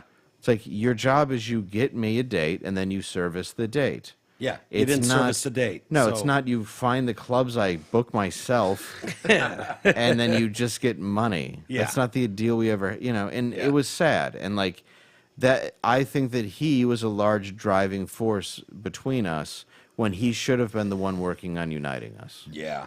That's unbelievable. Yeah. And that's what I think sucks. And that's why I think Steven and I seriously got Is he still broken involved apart. with Steven? I assume he's still his agent. I don't know. Yeah. Yeah. And I think it sucks. And that is so that business too. Probably Yeah. seeing like, oh, on this show, the bigger name is Steven Crowder. So fuck Dave and whatever he's done for me is kind of the feeling I'm getting. Well, it was always like, go in there and be the star that you know that you are. You know you're that show. Go in there and own it. Be the star that you are. Then all of a sudden it was like, just remember to make him look like the star. Just Yeah. remember to sit Oh, back and make sure he knows Yeah. And I'm like, well, that's odd. Your attitude has shifted Shifted a a bit. bit. Yeah. Yeah. And then a few things that had happened that were very, very, very, very, very shitty towards my family. Yeah. And we were talking on the phone, and he was out, and he's like, just shut up and go inside and do your fucking job. And that's when I was Your like, agent said that to yeah, you? and I was like, Oh, oh, you're dude. fired. Yeah. And, Bye. and that's when I started, and that's like all this started happening. Piecing it all together. Yeah, and it's like, look, I never said a word about his family. I never said a word about anything personal involving his. Yeah. It would have been easy to, too. Yeah, but I wouldn't do it. I still won't. Mm-hmm. But the fact that they had no issue fucking with mine, Yeah.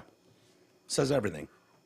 that was really what bothered me and why I couldn't come back and look anybody in the eye, because I kept saying, these are the reasons that I can't move my family here, and you know that. Yeah. Please stop bringing it up. Don't make a contract that says I have to by January or I lose my... Stop doing this. Yeah. You know what's going on. You know why I can't do this. Right. That was it. That's all I would say. Yeah. And I'm not going to get into what that was. Yep. And I guess it's opened up a wound for me, but why I'm even sharing that. And it's like, I would never do that to him. I would never talk about his family. The only thing Yeah. I'll say is I always saw him be a decent father and be a good dad. Yeah. I never saw him be anything else.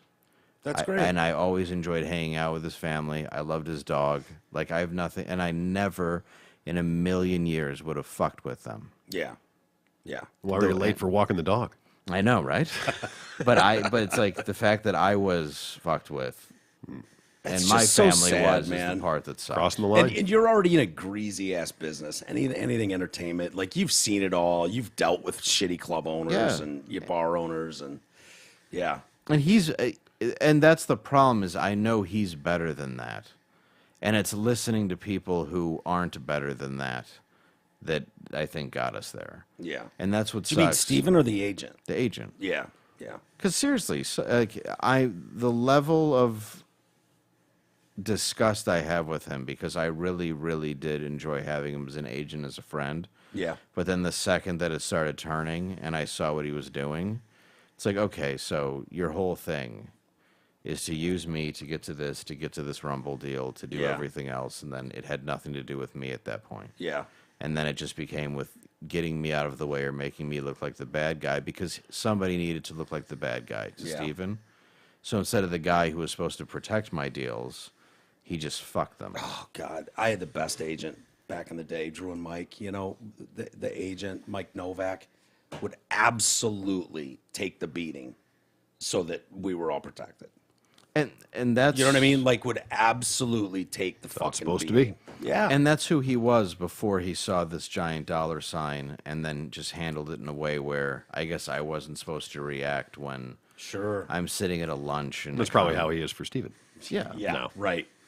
Yeah, and it's like I would sit at a lunch with a guy who was new, showing me this contract, which is the one that I showed, saying your contract is now gone. You have to do this. You're getting $0 extra. You can only leave once a month. It was that whole thing where Yeah. every time he said it, and that's why I just never signed it. I was like, okay, well, you've now canceled my old contract. I'm not signing this new one because I had to go lawyer up Yeah. with Spent a real all the money. with a real entertainment lawyer, Yeah. and then come back and deal with this.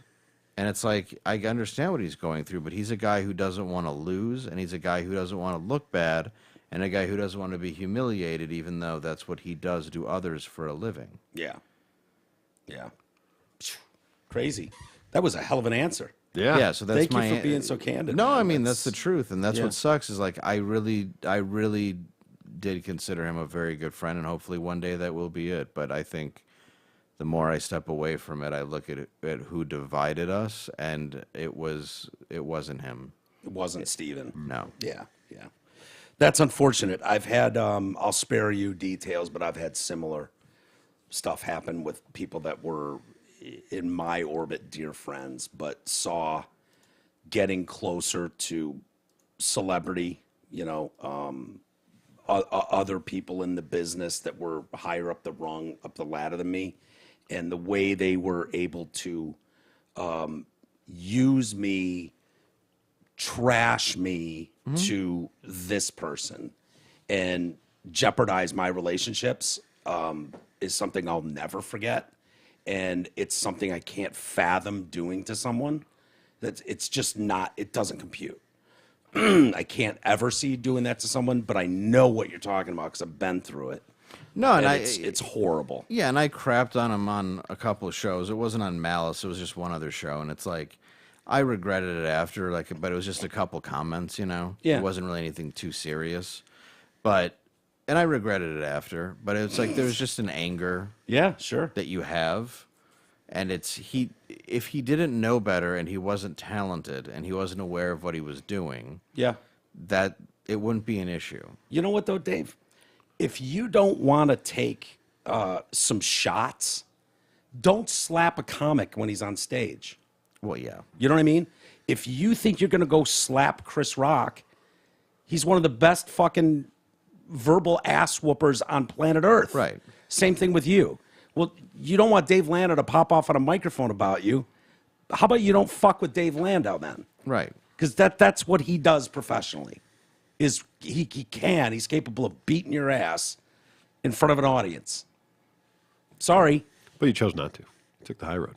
Yeah, but but you feeling bad about it. I don't think Chris Rock feels bad about beating the dog shit out of I think Will Smith. I think there's probably a little piece. You know what Yeah. I mean? There is a little piece, I bet, because you don't want to, Yeah. and it's like you don't want to walk off that. But I also have this great show now with my friends and Matt McClowry and these people that Angela and these people that are really lovely human beings. Yeah, they are. And good came out of it. And I just didn't want, honestly, I didn't want to see any of them get hurt. And that was the way for me to go, like, look, this is why I left. This was the contract.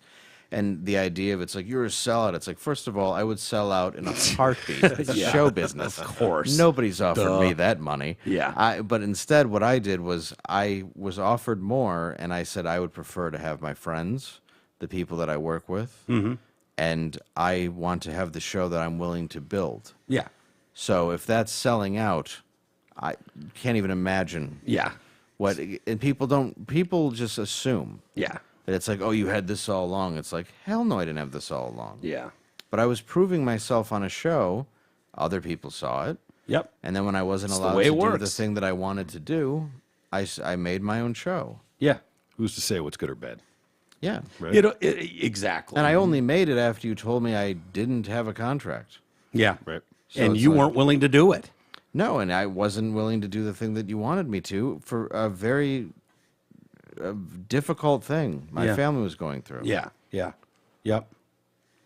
Dave, thank you so much, buddy. Thank you, It's sir. so fucking awesome to see you, and I hope you don't feel like anytime you come in here we have to get into an uncomfortable place. No, or, I'm fine. You know what I mean? Like Yeah. I don't want you to feel like that. We'll do it all silly next time. There you go. Yeah. Yeah. No, this is awesome, dude. Honestly, I appreciate the candor and the openness and all that. I'm sitting on the edge of my seat. I know Troy is. He's Absolutely. probably supposed to have been in bed an hour and a half ago. hell Oh, yeah. sorry. No worries. Yeah, Okay. dude. If it was any other guest, he would have walked right out of this fucking studio. Shut it down. I'll see you guys later. Yeah, so that it says something because I've seen him do it too. So Right. No, all good, man. awesome. Have a wonderful Thanksgiving, brother. Thank you. You Thank too. you so much for coming over. I know you got tons going on.